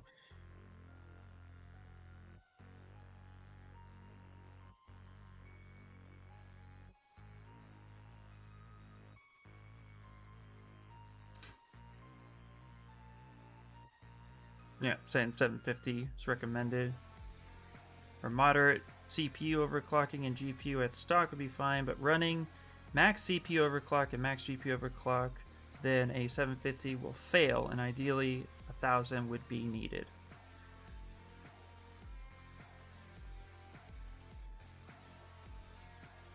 So yeah, I guess if you're going to overclock at that point, the 650, that's going to fail. No way. They didn't even have 650s when I bought my system. That's usually how I go through it. But I've also been told, too, from the small bit of IT I took and a few other things, going bigger isn't necessarily a problem. You'll just be basically leaving power in the tank. But, I mean, yeah, you're right. It is recommending at stock 750, but definitely encourages the 1000 if you're going to even overclock.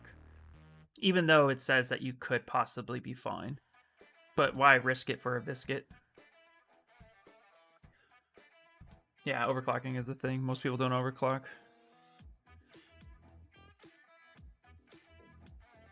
No, they didn't, did they?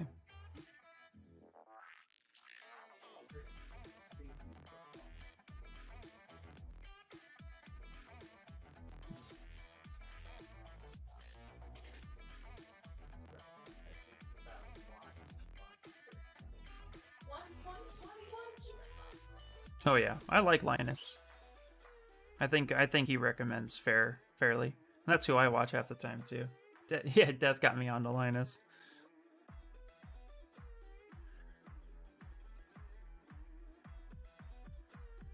I'd rather go overkill. I'd rather go overkill too. That's why I got the 850 modular. I think that's what the M stands for. It saved a few bucks and it gave me more than enough power.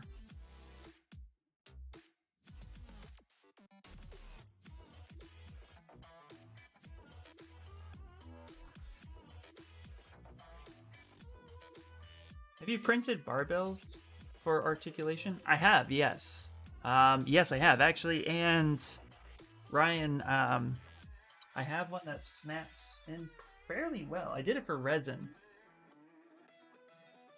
I actually found a really good video for it. I'll send it to you. Jay's 2 cents is my fave, as he doesn't give a damn about upsetting companies if the product is crap. Yeah. If you go overkill, you always be safe, right? You'll always be safe that way.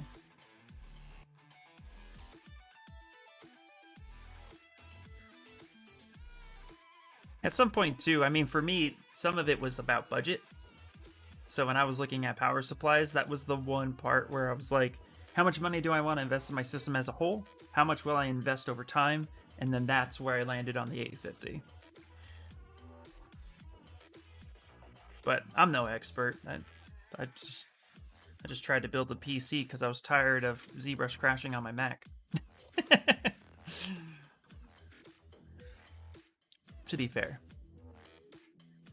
I mean, the way I was running, because I had an iMac 2013, this project would have killed my machine. Sniper, what's happening? Hello, hello. Yeah, my point was that the 850 being too low for a system is not the problem. No, yeah.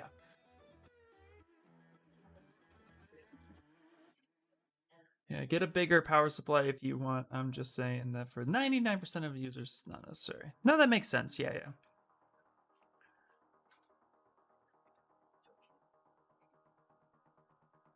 And that all makes sense. I totally get what you're saying. I get what you're putting down. That makes sense.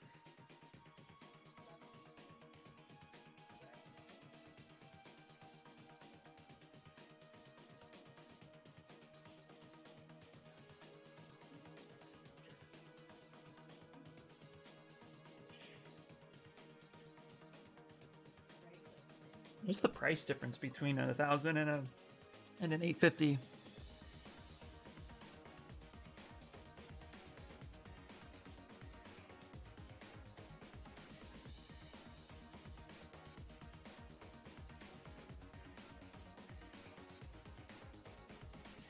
Yeah, let me save this real quick. I feel like I haven't saved in a long time.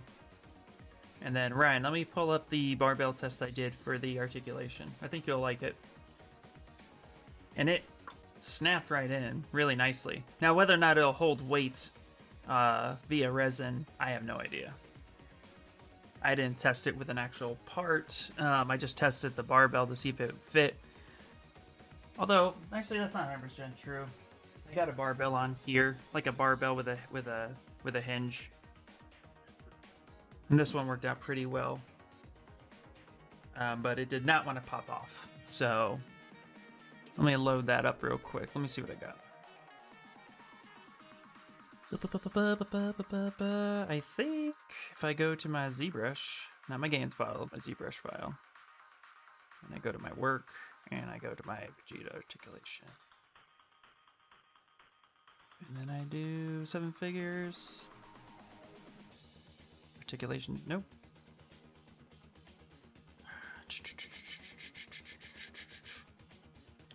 Cool, I appreciate it, yeah.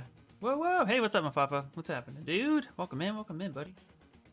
Hoping my system doesn't crash trying to bring and export my landscape into Max from Unreal. Van used as reference for building my castle. Ooh, sniper, can I see? I would love if it doesn't crash. Let me go back a little bit. I want to see. Okay, hold on. Maybe I stuck it here. I'm not the best for organizing some things. Don't judge. You would think it would be in here, but it really isn't. IR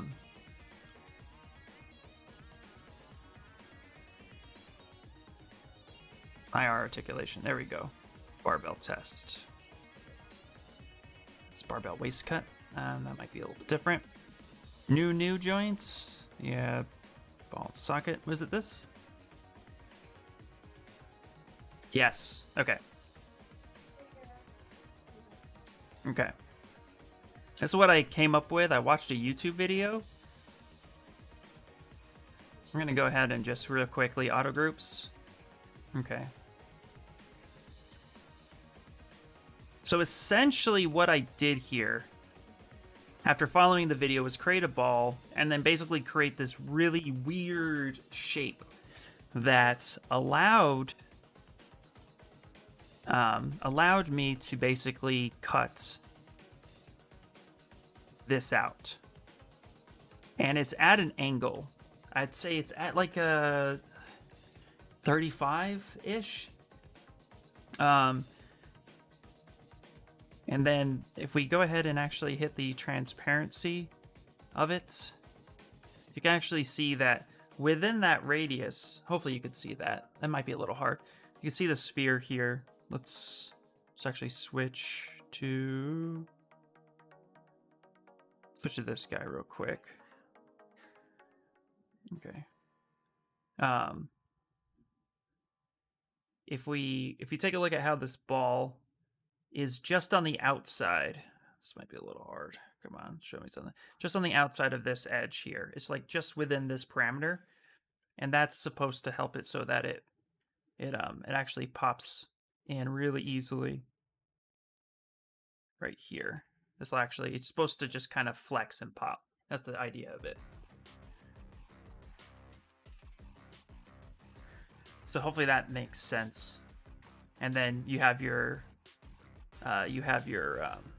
bar right here that then this becomes one piece. Let's see, not that one. There we go. So this becomes one piece,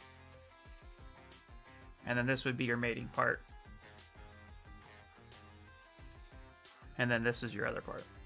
And you can see too how the ball is almost the same size as the actual pin itself. I'm using ABS-like resin, and so it did pop in, and it did move fairly freely. But my problem with ABS-like resin is that I feel like it's too brittle to apply any type of actual weight to it. I haven't had any success. I also haven't played with resin stuff too much, but this is kind of what I came up with. Well, I didn't come up with it. I followed along and then kind of made an adjustment as necessary. Let me see if I can find that video for you.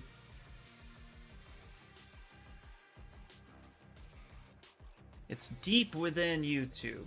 I really struggled.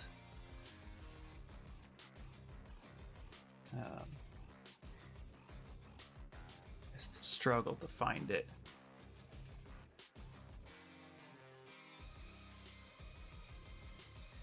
I can also just send you the file and you can take a look at it. Let's see if I can just find it real quick. Because the problem with articulation is that it's all custom. So finding something that works and then sticking with it, and everything changes. And I think that's partly why there's not a whole lot of information on articulation. Let's see if I can just find it real quick. I know it's really hard to find resources for this stuff. I'm messing with this here. Take blue, tenacious, and fast mix. Interesting. Yeah, I really want to pick your brain with that. Oh, okay, found it. Cool. So I pretty much followed along with this video, and then I ended up recreating it myself, and I made slight adjustments to kind of make that workflow a little easier. But it's essentially the same thing. So not my original idea, but this guy really did help me understand how the barbell works. And then, of course, for a double barbell, it's the same thing, you know, just times 2. So.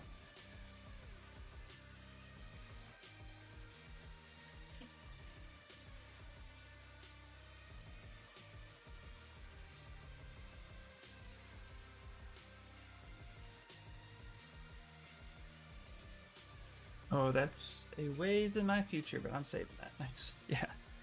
Well, hopefully by then I will have developed, you know, joints that work well for 3D printing myself that I'll end up just sharing with everybody.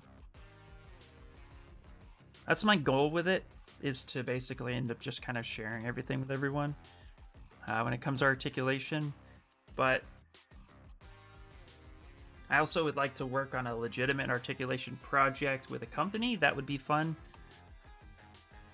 If anyone's listening. Oh, interesting. I'm starting to think it's not my actual model, but might be getting some overexposure in the resin. Ooh, interesting. That would be really cool, yeah. Let me calibrate and I'll bring back what I find. Dude, that'd be awesome.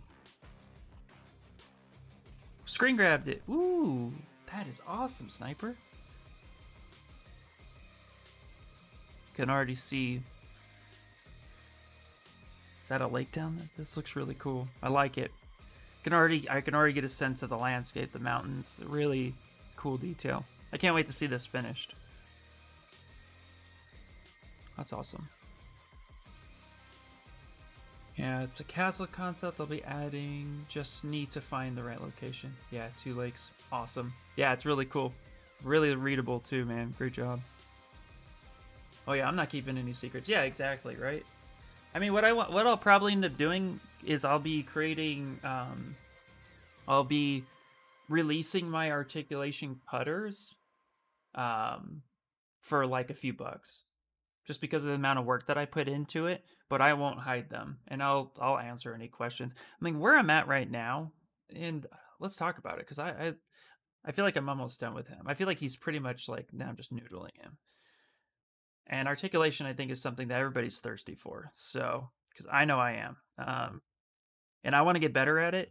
Because right now, everything that I've done has basically just proven in theory I can do it.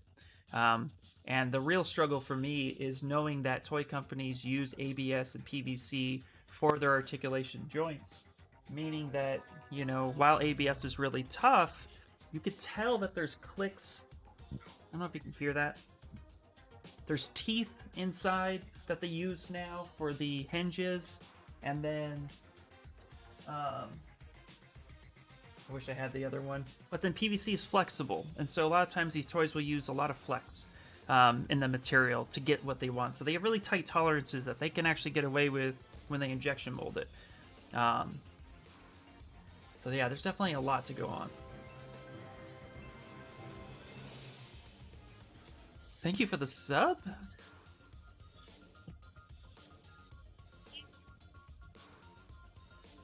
Something that doesn't exist anymore. Wow. Cardi's like found the Twilight Zone of my non-affiliate account. So, you know. You pulled it episode. I was like, alright, that's why I can still use all the emotes. She's the only one. She supported, and then I said, "Ah, no more." I'm telling you, it's the Twilight Zone. There's really, I don't even get it.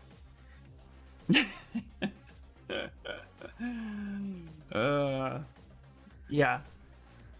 Right, that's why I'm experimenting. Yeah, exactly. Ryan, I really want to connect with you more, buddy, on this. I would really love to team up with you and really lock in some cool articulation stuff. I would also love to send you my cutters and have you play around. And if you don't mind, kind of critiquing them a little bit. That would be fun. Because I've created some stuff that I think works and some other stuff that I think doesn't work. And like right now, my double knee joint, for example, in theory, it looks like it works. And I've sent this off to Uncle Jesse, and he said he was going to test a bunch of stuff, and I'm really excited to get back. But I wanted to create cutters that worked for 3D printing. I know everything in the toy world is custom, but to make things easy for people who download stuff, anybody who wants to test these, you know, love to have a conversation. Always these hackers. I know, man. It's just, yeah. You know me, such a brilliant hacker. Hold on one second. I'm going to show you Cardi at work, okay? I'm going to show you exactly. I'm going to show you what she's doing that you guys just don't really know.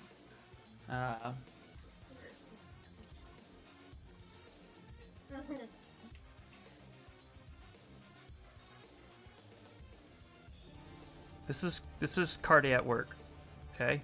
This is what happens when she's behind the computer.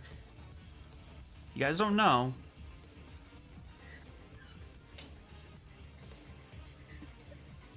She's at work. This is her. Just going along. While you all are just watching me, she's trying to get in there so she can subscribe.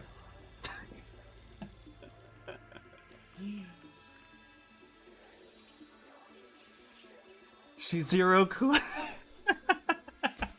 Do I get to? Yes, you do. Bang away, Angelina Jolie. Angelina's gonna get banged. This is her. This is what she's doing. You guys don't know it, but she's fucking flying. And I thought I was a good hacker. Nope, she's there. That's fully hyper focused. Yeah, exactly. Yeah. Like how I have that shit like on. I know exactly what to pull. That movie is awesome. Crash and burn.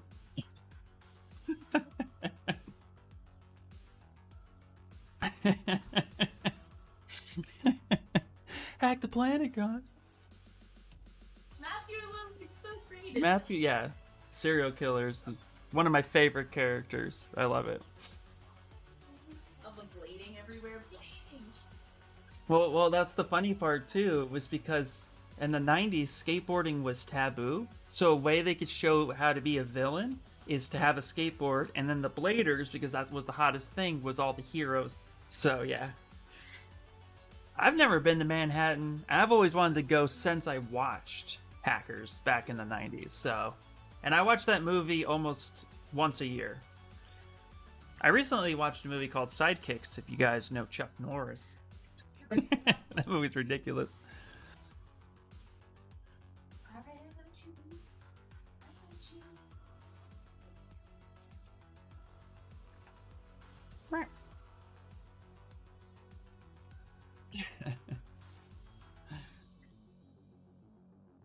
There's definitely a lot to do there, that's for sure. Absolutely, yeah, that's what I've heard. I've heard too that like the beauty part about Manhattan is that, I mean, it's definitely it's expensive, but if you get a good job, you can survive. I don't know how true that is, but that's what I've heard. I would like that to be true. Well, shit, guys. I think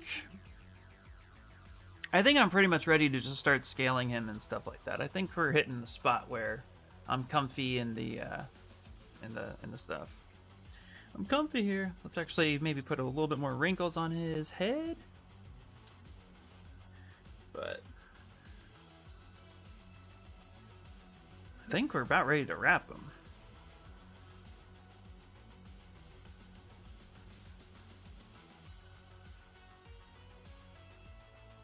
Start finalizing some of this.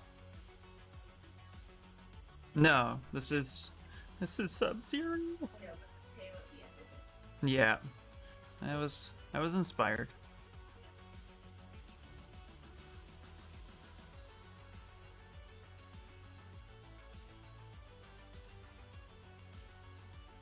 Let's go really big radius.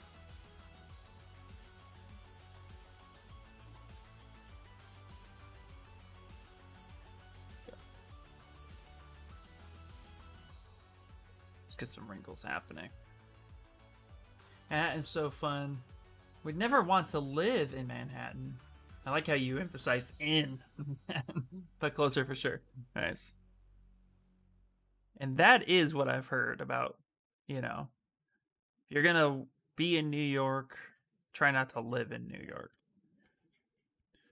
Like Manhattan. That's such a California thing to do. Just equate Manhattan to New York. I know it's not, but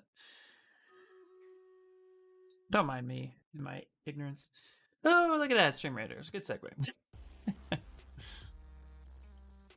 Hoping to move to Brooklyn or Queens. Nice. He was working in the bridal shop and plus she couldn't do it. Was question. All right.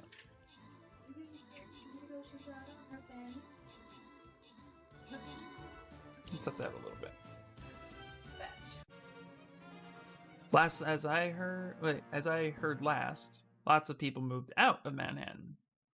I heard that too. I mean, it's kind of like, you know, a lot going on there. Hey, Dad! You're winning today, buddy. You're a winner. Best friend lives further up in Long Island, so Queens makes most sense to me. Nice. I've been looking. Yeah, rent prices have barely gone down. And it's hard too, because I'm sure jobs there are still tough to get. Jobs here in Los Angeles are still tough to get. Again, a lot of companies are still trying to figure out what exactly they're doing. Although, not quite sure how I feel about this, but California is opening up restaurants for indoor dining again. And I'm not really happy about that. But, you know, we vaccinated, you know, 10 people, so let's go.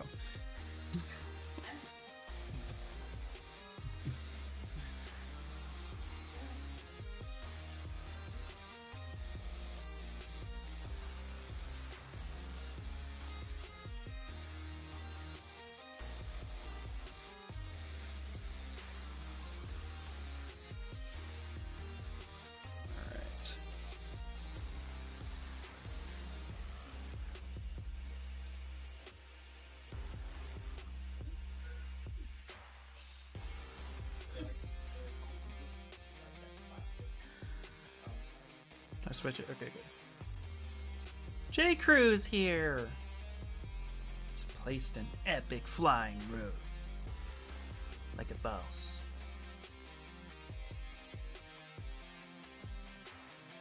As long as they're like to eat, they're called right, little audio games.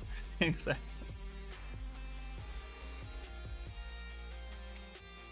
Yeah, we'll see what happens. I literally just kind of sit back and enjoy the show and see what happens. It's all interesting. I mean, it's all positive too, as far as like some of the stuff I've heard. You know, it's not, you know, what's the word I'm looking for? It's not like all death and turmoil in the news anymore. Now it's like, ooh, we're getting there. And that's pretty cool.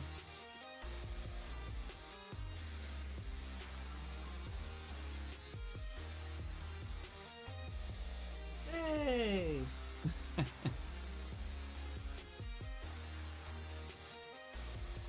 I think what it is that when I sit back and think for too long, I just start thinking, well, I won't be surprised if this happens. And then I almost feel like maybe I'm like waiting for that thing to happen.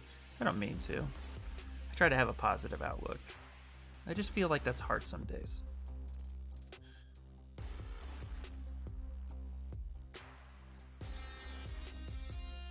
Yep. Our day is halfway there.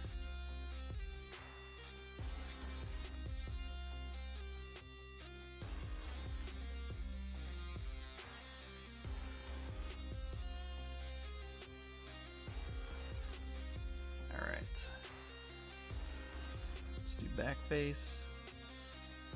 And get some of that wrinkle thing happening.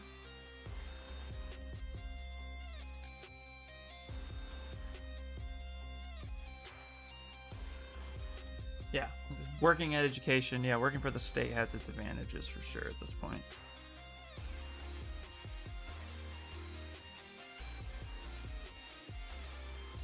Oh man, for the first 2 days I tried to figure out how I wanted to sculpt feathers on this zombie chick.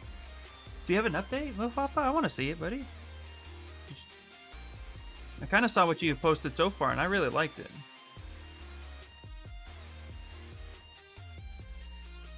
You knew something as simple as feathers would take 2 days to figure out.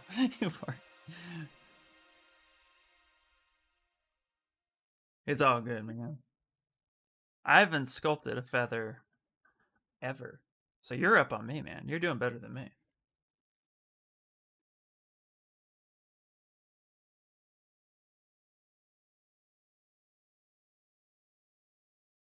I sculpted an owl, and I cheated and just used clay buildup and then just did this. And just made strokes. And so I didn't sculpt the feather. I just made lines that look like what a feather might look like in bronze. Yeah, it was. It was like an 1.5 inches tall. Like a baby's chicken zombie? Oh, yeah. Well, not really much was done, but sure. Yeah. Yeah, he's slow BR. He's sculpting this really cool little zombie chicken thing. It's really adorable.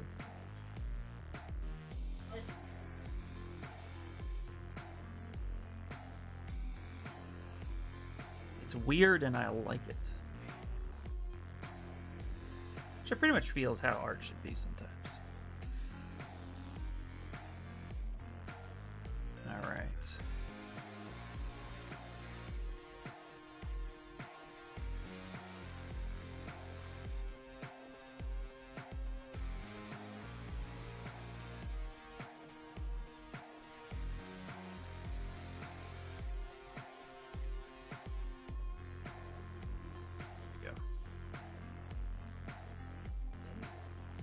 Yep. Alright, let's go back to skin for a second. I'm gonna hit clay tubes, really up the focal length, and then drop the intensity down. Hey, thank you so much for the follow. I really appreciate it. Welcome in. I'm gonna go ahead and start exaggerating some of his muscles real quick. Let me turn on the color too if we want. We're gonna start finalizing everything and that's gonna start really pushing it. For those who want to see the full statue, it's right here.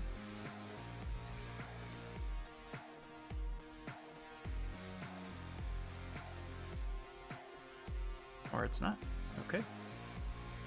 There it is. Zbrush is weird sometimes with that. Yo, hey.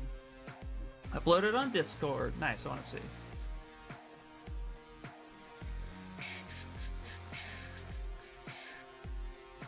Yeah, exactly. This is looking freaking awesome. Yep, I love it. Like I said, it's weird and awesome. Yeah, Mofafa, seriously, dude, you're killing it. Are you gonna make the feathers like a nano brush? So that way you can just kind of sculpt one and then use that to then just pull on the topo, on the topology. That moment when I struggle to find words.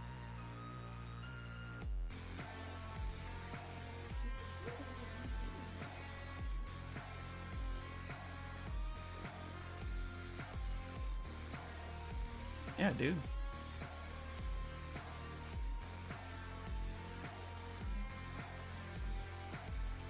Gotta love what you're working on, especially if you're practicing or you're just trying to sculpt something cool. I think I'm thinking so, but sort of like the subtleness and just keep it simple. Yeah.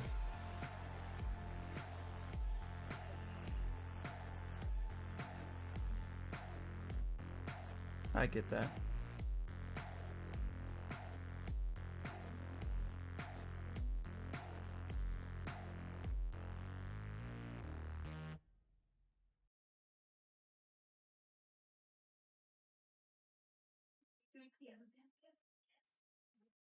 All right, now I'm just kind of going over and just detailing some of the muscles in his arms a bit. Definitely, I'm at this point now where I'm just kind of, I still don't want it to be too ridiculous on the muscle front, but I do want it to be a little bit more chiseled.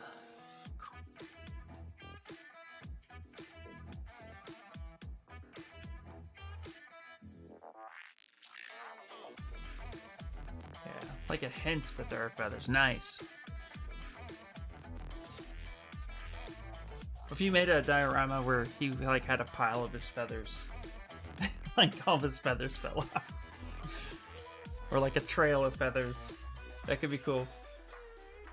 You know, like when you sculpt a dog and give it that puffy chest hair, but you don't give it fur everywhere. Exactly, yeah. It's the hints that suggest and let your brain fill in the rest. Yeah.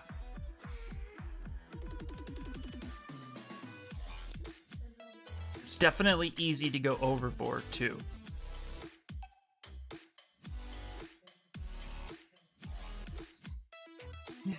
Nice. I'm glad you like it. Yeah, I think it'd be fun. All right, I'm correcting his anatomy in his arm a little bit because it's just a little bit off. There we go.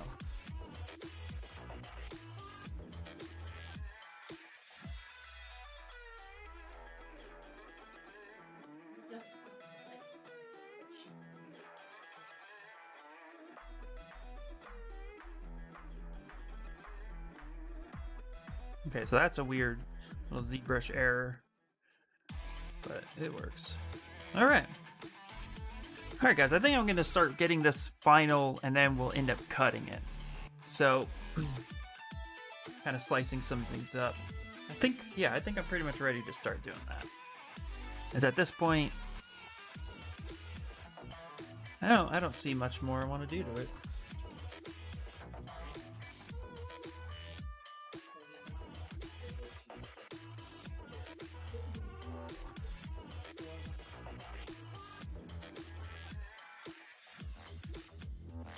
So let's prep it for render, since we only got like an hour more, and let's see if we can get it into Marmoset and actually render it up. Let's see if we can come up with some cool stuff. Pun intended. All right. So let's take the ice block and let's actually boolean the folder. And we might, we're gonna throw this in the Marmoset, which will be fun.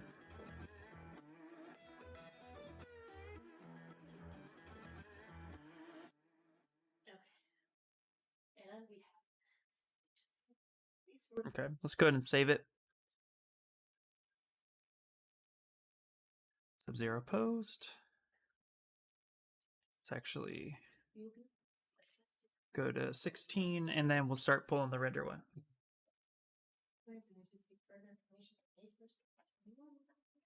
Not sure if that type of stuff is visible in the print, but how about micro details in his face and arms? Yeah, we can apply that. It won't print depending on the size in which I do it, but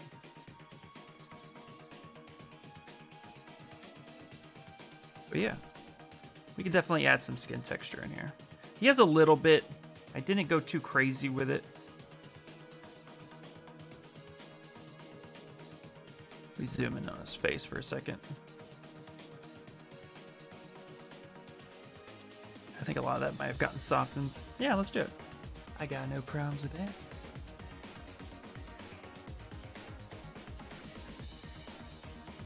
Love the idea, buddy.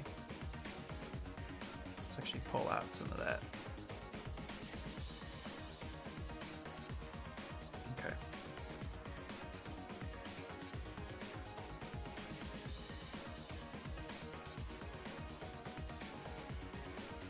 It's actually, what we'll do is we'll start putting like things together. Let's start finalizing some stuff and then getting to that point. It's here, like his face a little bit. You can see how there is a little bit there.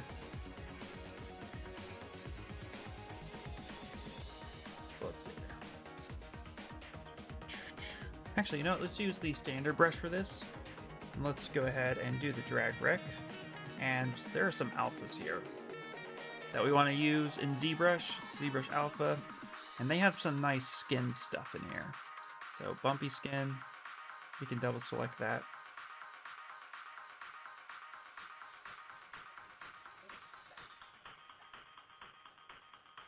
And actually, let's do not drag, let's do spray.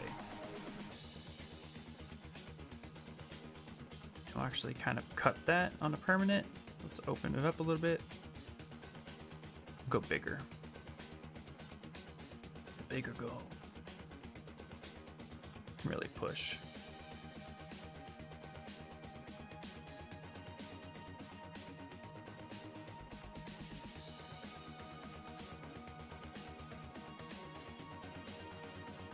Hey, what's up? Nice use of the splatter. Yeah. How you doing, MJ Sculpts? How's it going?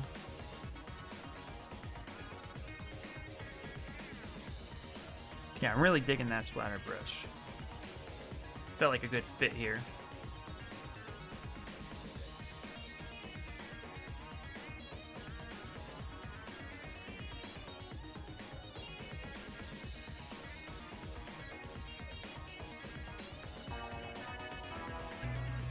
Hey, thank you so much for the follow, I appreciate it. What we'll do too, we'll actually use the contrast brush to really pop some of these features. So that maybe we can get a good chunk of them to come out in the print. But I was thinking I was only going to print him at about like 1/6 scale. So not too big.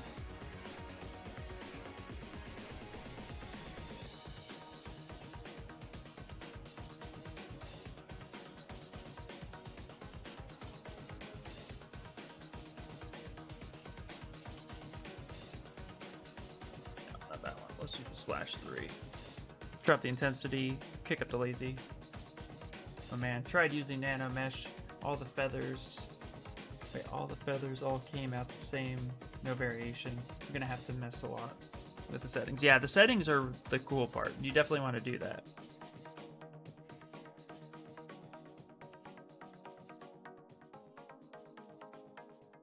Step this a little bit.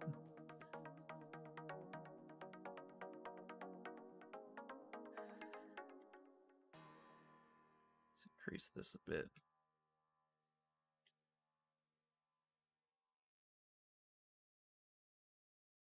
It's actually not giving me the effect I want. So let's go back to the standard and let's go to this alpha and actually grab alpha 60. Ooh, that's too much, but that's what we're going for.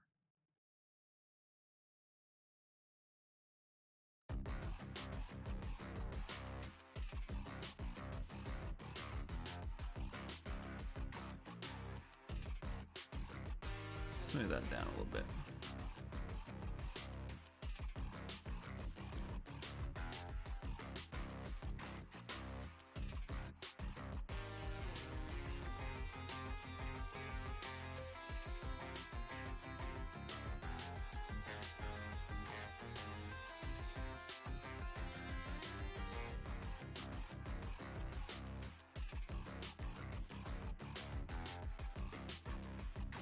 Much. Gonna try to tiki it up at some point today. Yeah, I'm loving the tiki sculpts, guys. Like, those are really cool. I'm gonna have to end up participating in one of those. Maybe next week.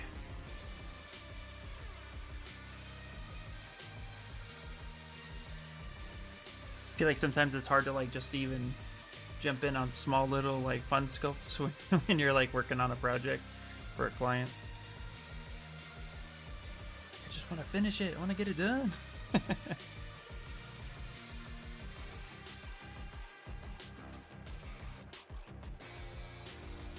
Go.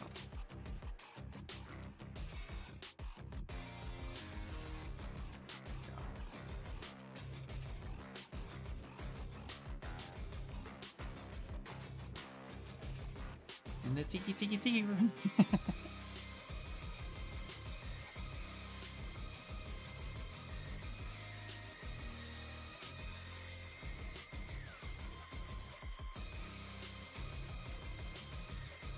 Yeah, the tiki room, exactly. Yep.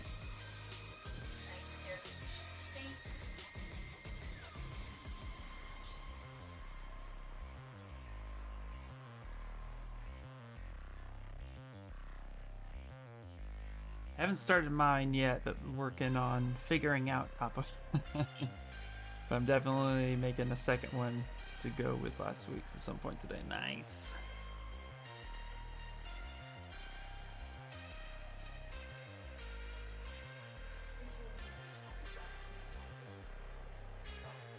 You should think Top Gun, wouldn't you? It's fucking awesome. It's because it's awesome.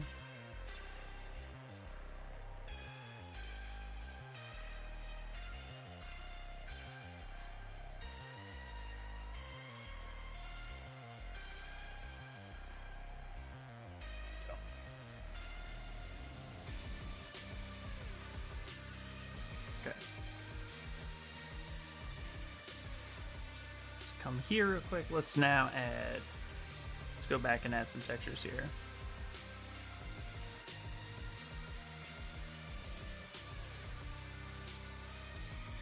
MJ, which tiki did you end up doing? Can't remember.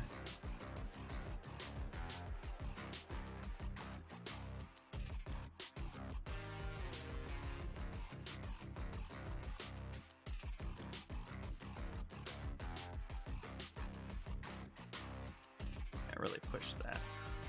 You know what I should do too? Alright, we gotta add a vein or two. He has to have some sort of, you know, is it vascularity? Is that the word I'm looking for? Yeah. That's the thing that's actually, I just realized I'm missing. Highway to that danger zone. That's all you're getting out of me. You thought you had me for a second, but it's not happening. I don't want to torture you guys with my shitty voice. Happy enough you come back.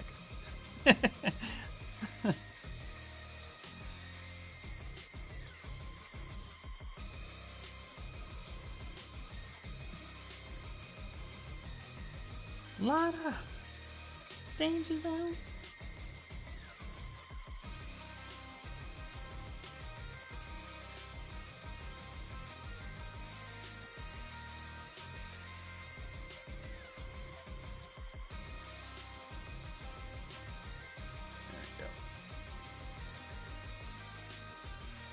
Get a little bit of a skin bump on there. He's pushing that, so that makes sense. Maybe I should find a DMCA free cover of Danger Zone, add it to my playlist while I'm retopping. Yeah, exactly.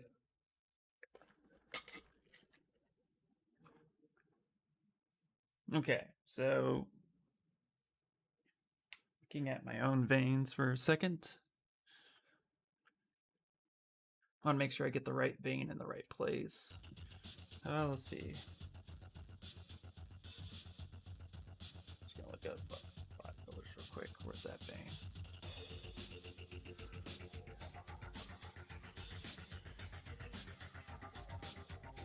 Okay, yeah. Okay, vein time. I just use the standard brush. Kick it up a lot. And make it tiny. Put up the radius.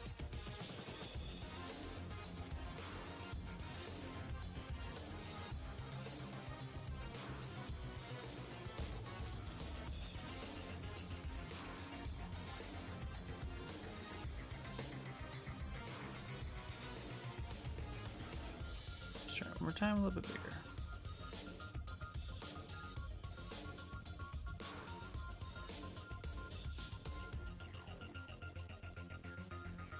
Smooth it down a little bit.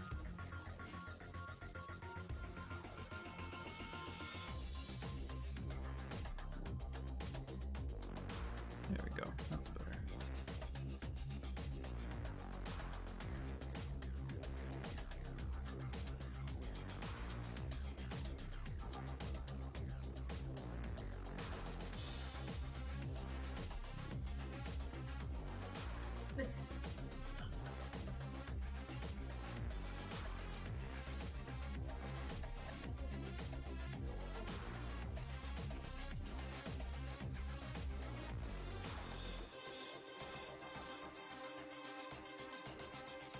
a little smaller now. Add some tinier veins.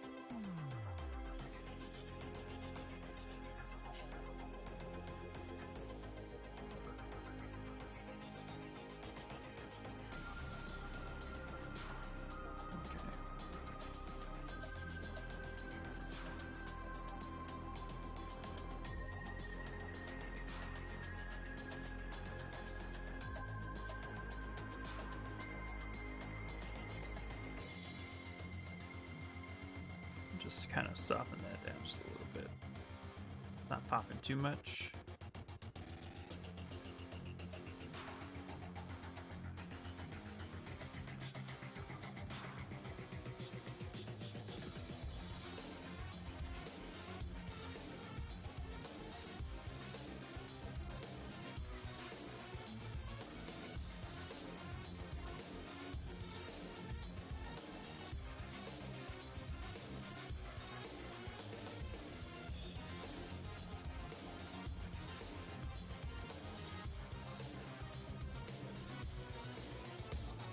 There we go.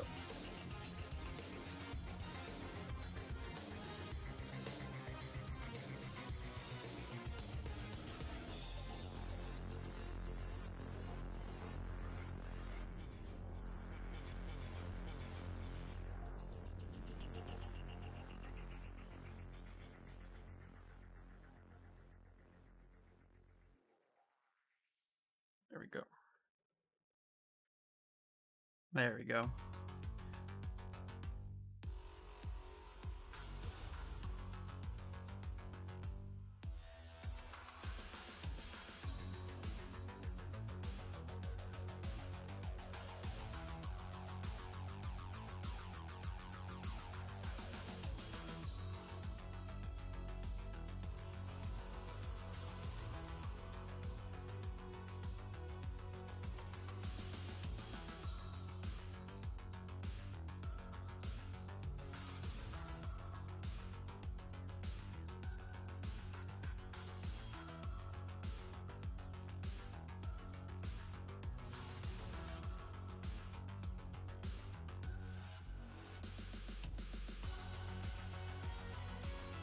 Yay, okay.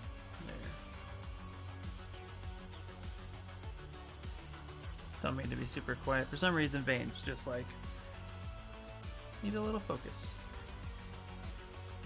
I did, yeah. No, it's new when that happens.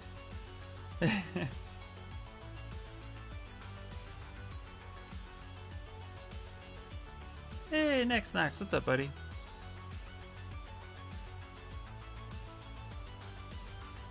There we go. Kind of get that in there.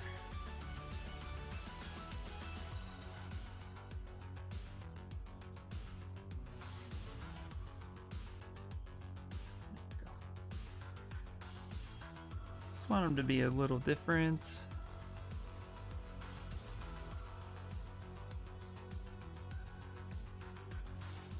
But this way too, just it's just that little bit of detail. Okay, let's go ahead and actually put back the spray and then get the skin bump again. Kind of go over where we smoothed it.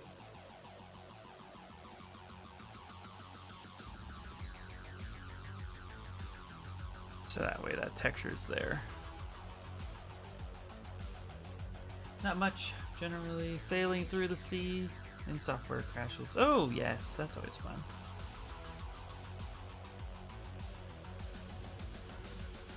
Okay. Just making veins.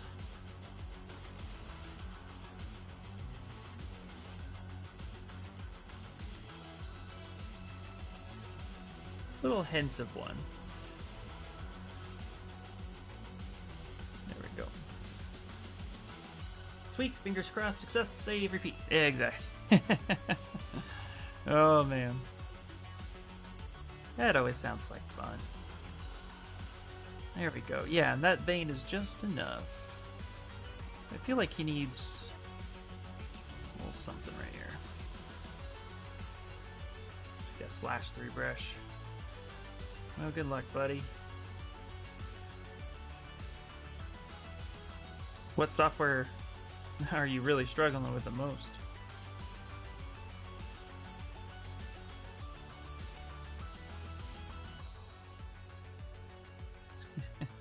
Could be Blender.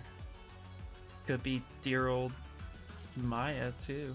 Dear old Maya. Could be Space Claim, his favorite. I mean, really, all of them do that.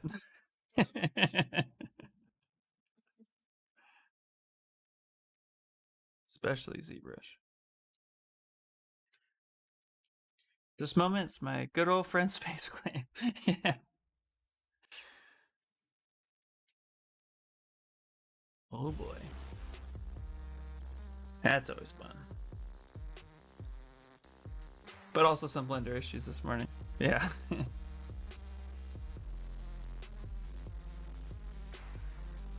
Isn't there like a huge vein that goes in your armpit, like this way?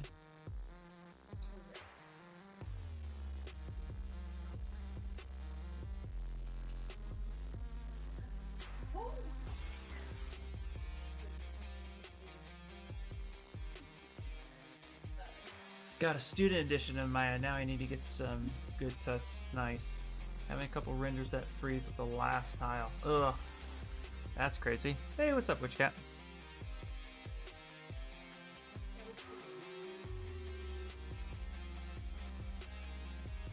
There we go. Alright, stream raiders, huh? Alright. There we go. A little bit of micro detailing. Let's start getting everything situated now. Drop that color. Let's go ahead and save this. Let's do some stream raiders.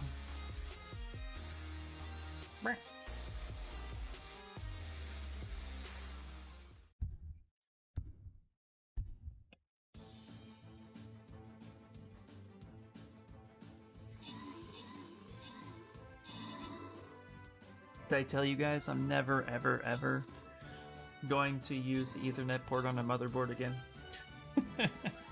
Like, not happening. Alright. And Cardi! There you go, there you go. Alright, what we got? Oh yeah, well, time for one more. Perfect. Finally decided to go back and do some more close-up renders on Dr. Falsier. Jesus, that word always gets me, dude. Since my big scene didn't actually show any of the detail. Oh, man. Where's my Centurion? There it is.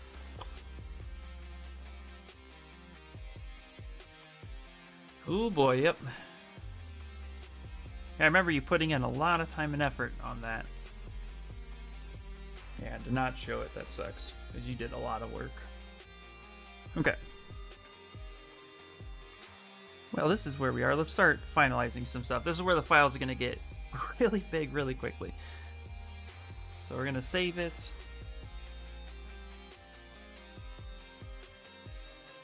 So really stoked about your HM elevator scene. Yeah, me too. It's getting closer. All right. Okay, what we're going to do is go through, starting with the hoodie. We're going to actually go to surface, and wherever there is surface detail, we're going to solo this out. We're going to have to make sure, so right now, we got 30,000 active points, total of 54 million. But all of this detail, if I were to set this up right now, that's not enough geometry to support the texture that's here. So we're going to actually have to res this up a little bit.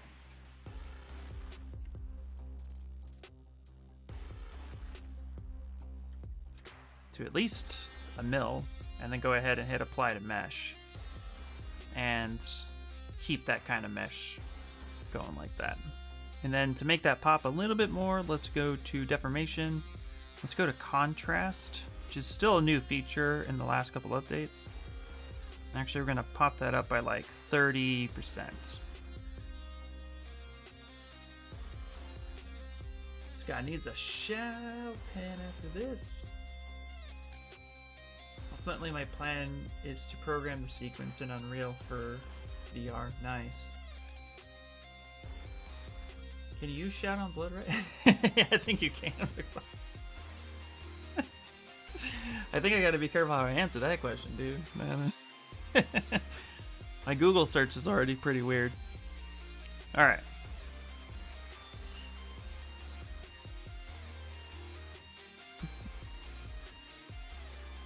Don an Oculus for that. Oh, will you? You'll get an Oculus for that? Okay, cool. There, it's official.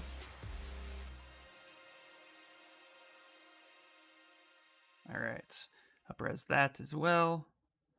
Get that to where we need to be. Actually, that's a pretty cool texture right there. So now I'm just going through where there should be surface texture. Not on his hands. Aha, on here. Let's go there. Let's zoom in.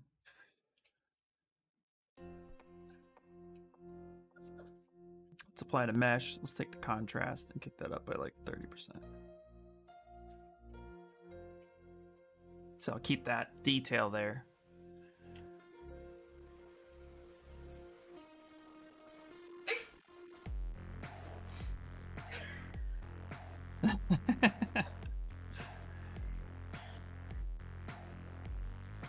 All right. Ooh, the other thing I gotta figure out here is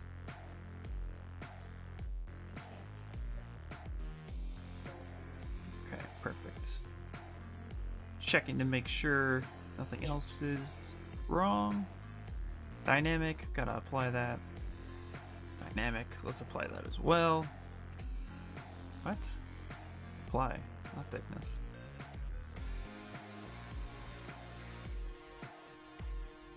There we go.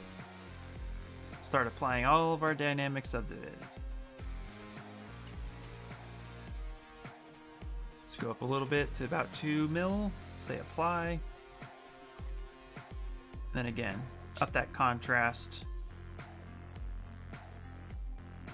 There we go. So all that texture actually shows in.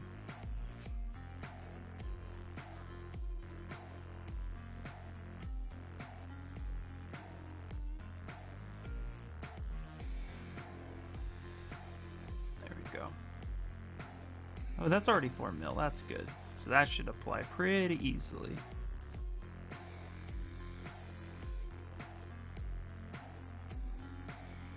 I'm gonna take this contrast and actually kick it up a lot.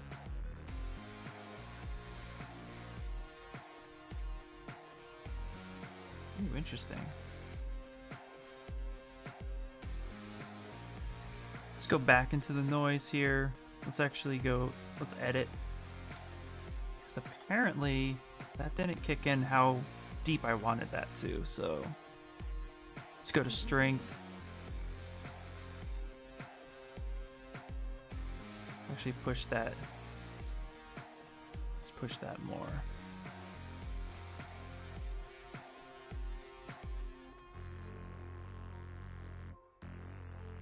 Okay, cancel. Go back.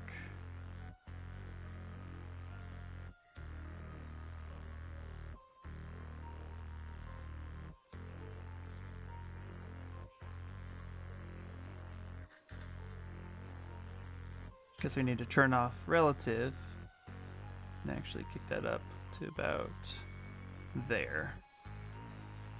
There we go. Apply to mesh.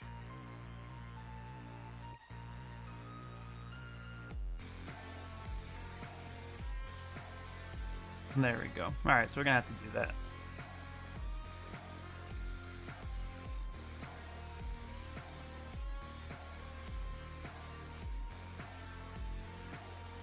Same thing here.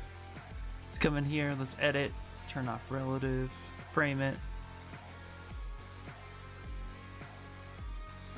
Something like that, say okay, and then apply.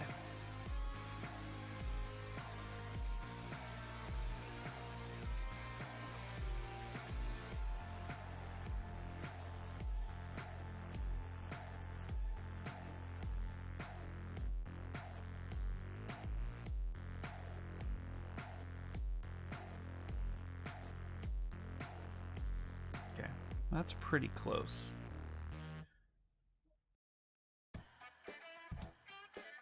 All right. Let's go back to solo.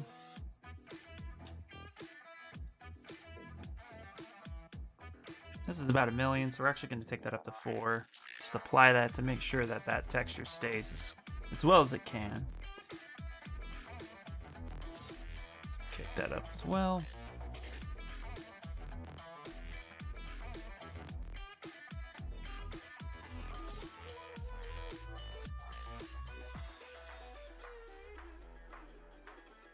Why?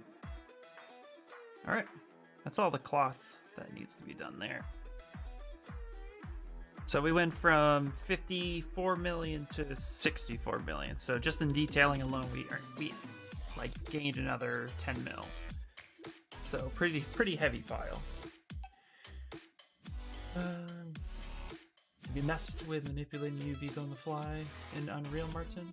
Let's see. Something I've been thinking about. I need to slide an image along the surface, but the surface is going to change in size over time, so I want to move the UVs to compensate. Haven't actually tried anything yet, but I've been trying to solve it in my head. Why don't you try it? Try it, buddy. I'll pretend I understand. That's a whole different language. No, I get what he's saying. He's trying, you know, but for me, I have a hard time trying to solve anything in my head. I just have to get into the program and try it.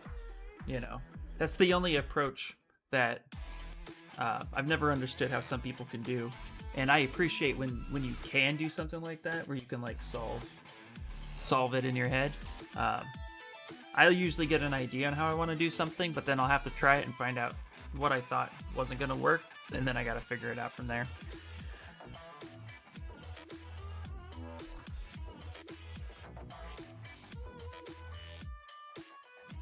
Okay. All right. Now let's start actually grouping some of this together.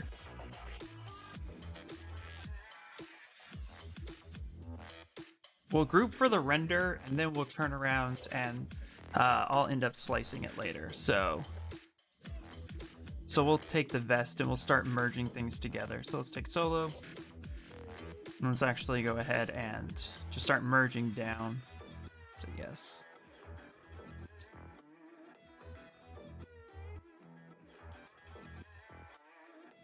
Of course, I think I just messed up. So actually, yeah, I did. Because I have to accept a few other things too. So glad we just saved. Let's open that back up. I usually have to do a bunch of trial and error, but sometimes I need to talk.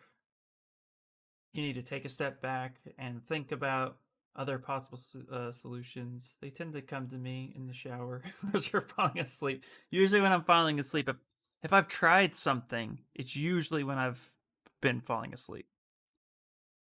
Right up. It's so Yeah. But I have to try it. I can't just sit there and think, how could I do this? And then matrix that shit in my head. I can't do that. I have to, like, if I have the idea on how I think it should be, I have to try it.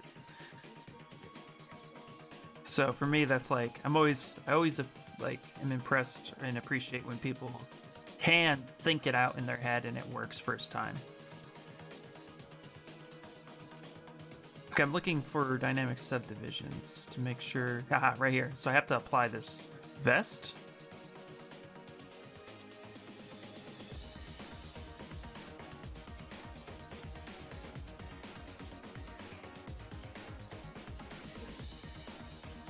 Okay, that is applied.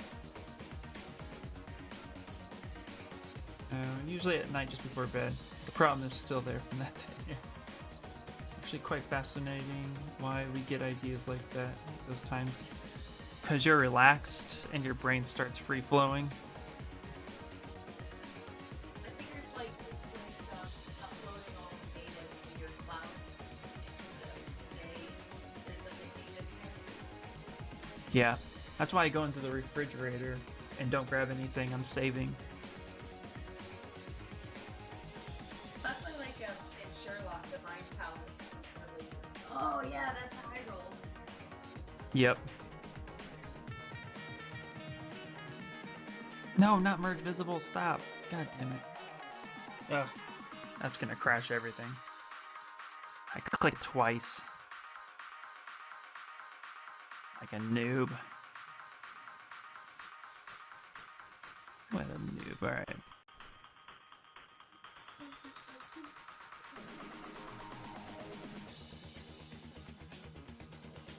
Okay, just go ahead and delete all on that one. It's gonna slow my system down. And delete all.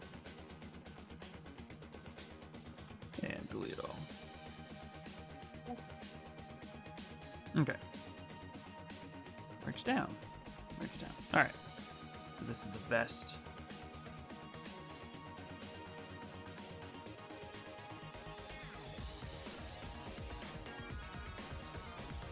Alright, let's merge the undershirt down.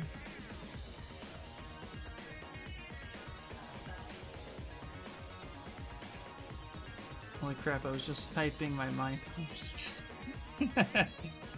Right? Isn't that cool?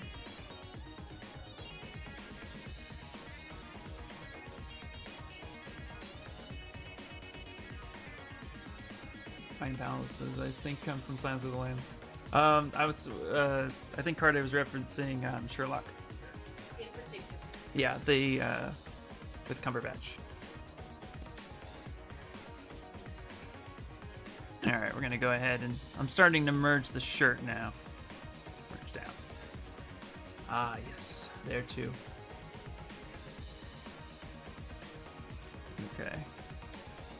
Merge down the pants. Basically trying to just merge down all the light materials. Go.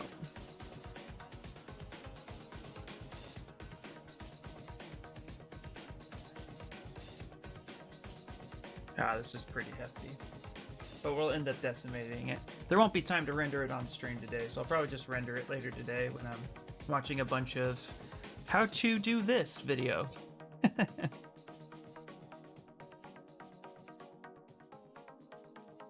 No, not rename. Merge down.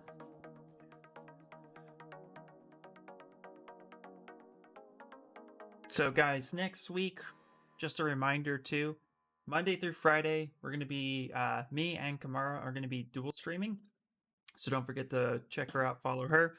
But we're going to be dual streaming anatomy. We're going to be taking a body part a day, Monday, like I said, Monday through Friday. We'll do one body part, and we're basically going to be just like a sculpt along where you guys can come and either watch, ask questions about how we approach those parts, or just in general, just to kind of get an idea of how to do it if you're curious. The penis is actually the special Patreon stream on Saturday. It's tier 8, but don't worry, next not. You're really close to me, near and dear, so anytime, you just let me know. I'll even do a one-on-one. Not quite the answer you were hoping for, is it?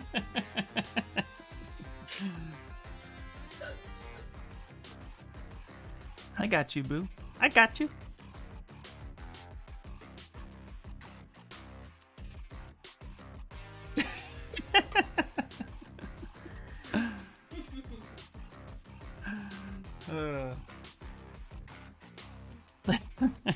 Yeah, that's perfect time. You like what's happening here? Don't forget to subscribe. Not the answer I was expecting, but definitely the one I was hoping for. It's fair enough, man. It's fair enough. I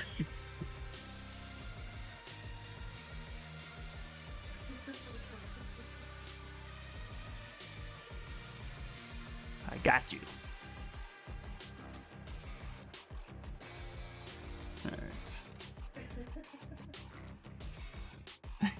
That was like a response. Alright, now I'm tempted to make an OnlyFans just to stream sculpting. Careful what you wish for. Alright. Alright, this boot aspect needs to go up with the vest because it's the same type of material and I don't want to render it the same thing over and over again, so we'll just go ahead and merge down on that. There we go. And merge down on that one. Cool. So actually, I guess it's not really the vest. This is more of the his armor. Let's go ahead and save it. Now we're gonna save it as a different one. Call this 18. What we'll do is we'll actually go in and we'll call this marmoset for render Sub-Zero.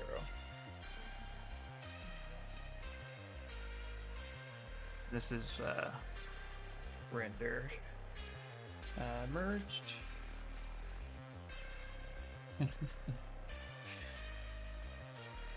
But yeah, so like I said, it's next week will be every day. We'll stream. I'm gonna be streaming from 9 a.m. to 1 p.m. my time, so it'll be an hour longer. But that way, too, you guys can come in, and we're gonna do hands, feet, arms, legs, and face. We're not gonna do the torso so much. I feel like I've covered that a lot, but that doesn't mean we won't take torso questions. And then genitals will be a special day. I'm a bit early out for today, but I'll have some stuff to do. Micro details look awesome, and now you have to create an OnlyFans channel. We're all waiting for that special anatomy lesson. Oh yeah.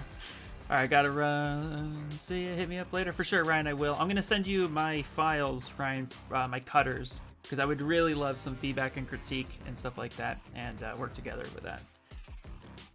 But cheers, Martin, buddy. Always a pleasure. Keep up the awesome work. Can't wait to see your next prop, by the way. So keep it going. Okay, we'll call this a suit. And a new account for genital. Yep. Exactly. All right, so we'll go ahead and merge this down with the bootstraps. All right, the skull is obviously by itself. And then for the blood, we're just gonna merge all the blood together, so.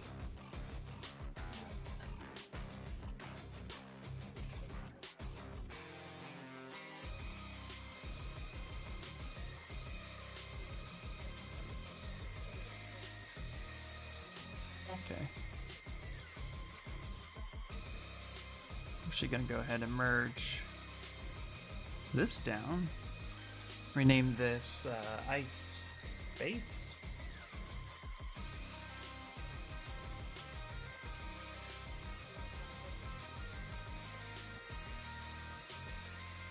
Go ahead and merge this part down. This will just be the ice that's on him. We have the skull that's here, so rename this.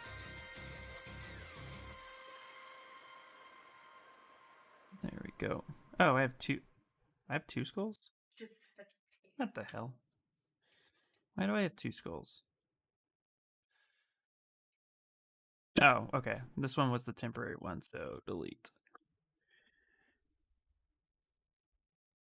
All right. Should learn to add that extra. All right. And then for this one, let's just go ahead and delete that guy. All right, cool. So here's everything kind of broken up. Now I'll have to run a decimation master, but we'll go ahead and explode it for a second.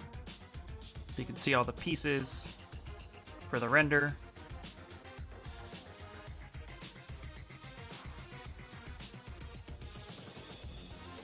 This one, let's actually call this eyes.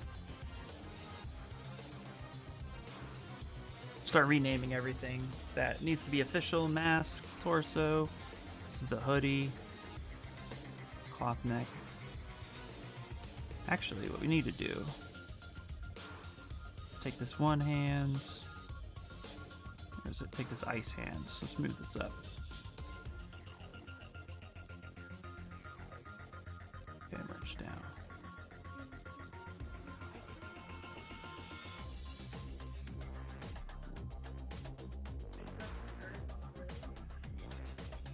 To merge all the sleeves and stuff too.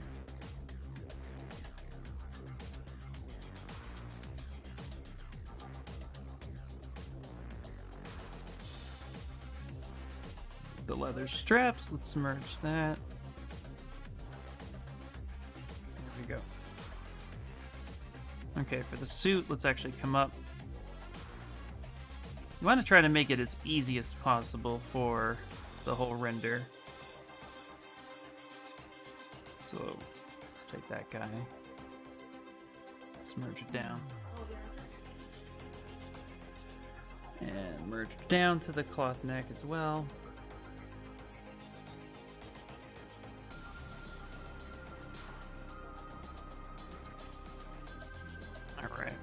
go.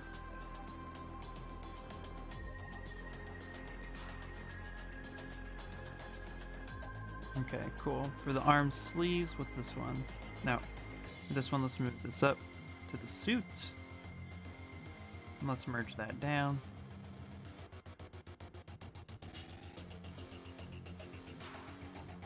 There we go. Yay, okay.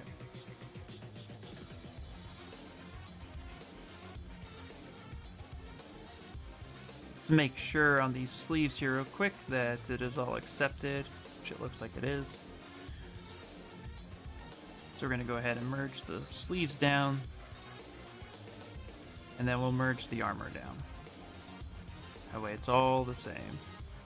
And leather straps are there.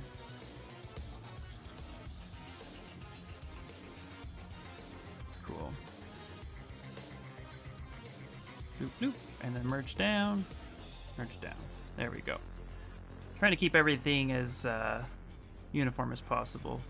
Keep it simple. And then, of course, too, we're going to move the torso up to his head and then merge down. And we'll just call this his body. Rename body. There we go.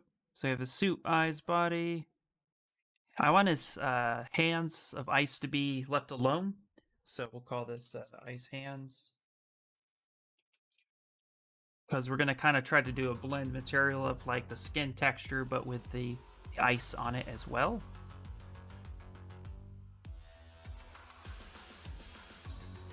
Cool.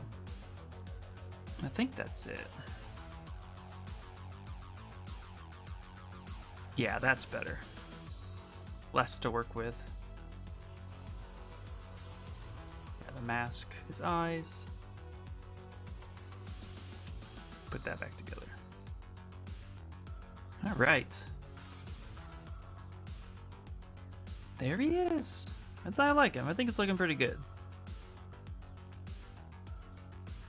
Oh, right there.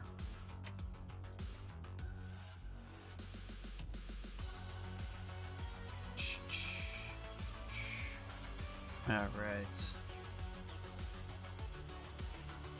Let's go ahead and save as. I think I did that, but let's do it again. Why not? All right, guys. What we got left on Stream Raiders? 4.5 minutes. Perfect.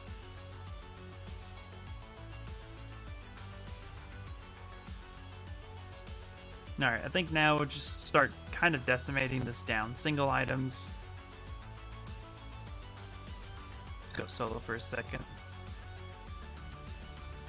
And we're gonna go ahead, go to Z plugin, go to Decimation Master. I don't think I have UVs on these anymore. Nope. No more UVs, which is fine. You don't need UVs to just render, which is awesome. But we do want to use and keep poly paint as much as possible. And I'm gonna try to keep this at about, without breaking it, let's kick it to like 30%. I think that'll be fine. Because I mean, it's 30% of 20, call it 24 million. So that'll take it to 7.2 million. Let's go 20%. Let's 25. Split the difference. And we should just pretty much pre-process everything. And this is going to pretty much take a while, so at this point, we're just going to end up calling it, guys. We'll just wait for the battle to start. It's like 3 minutes, but yeah. One more time. Save it one more time. And let's pre-process all. And now my computer's useless for like however long that takes. But thank you guys for hanging out with me. I super appreciate it. And yeah, next week is going to be awesome. I'm really excited for next week.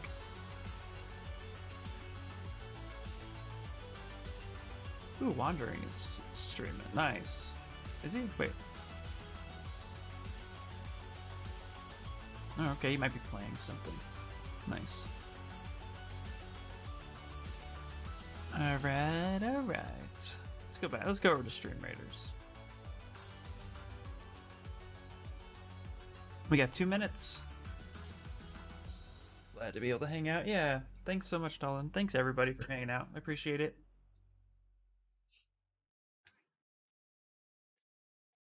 Oh yeah. Next week is anatomy study, which will be fine. That's also going to be a really good kind of like break on doing projects, because A, doing a project sometimes I feel like I just get burnt out. B, I can focus on my commission a little bit more. Thanks, Libyart. Catch you later next time. I'm just gonna wait for Stream Raiders to kick in. Let's see if there's like something I can. You can just start early. I could, but I was gonna like see if there's something I can upgrade first. Yeah, thank you guys so much for hanging out. Yeah. We're not gonna raid it. I think we're just gonna end it. Alright, yeah, let's start early. Let's do it. Let's do it! Loop. Yeah, battle. Let's do it.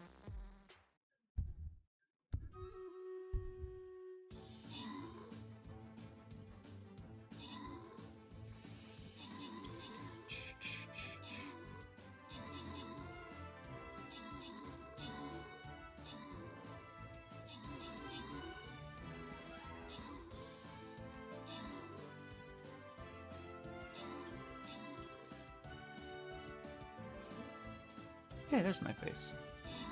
I forgot my face was supposed to be on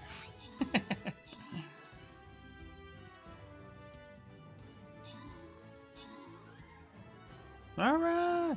No, we got quite a few enemies on this one. That's nice.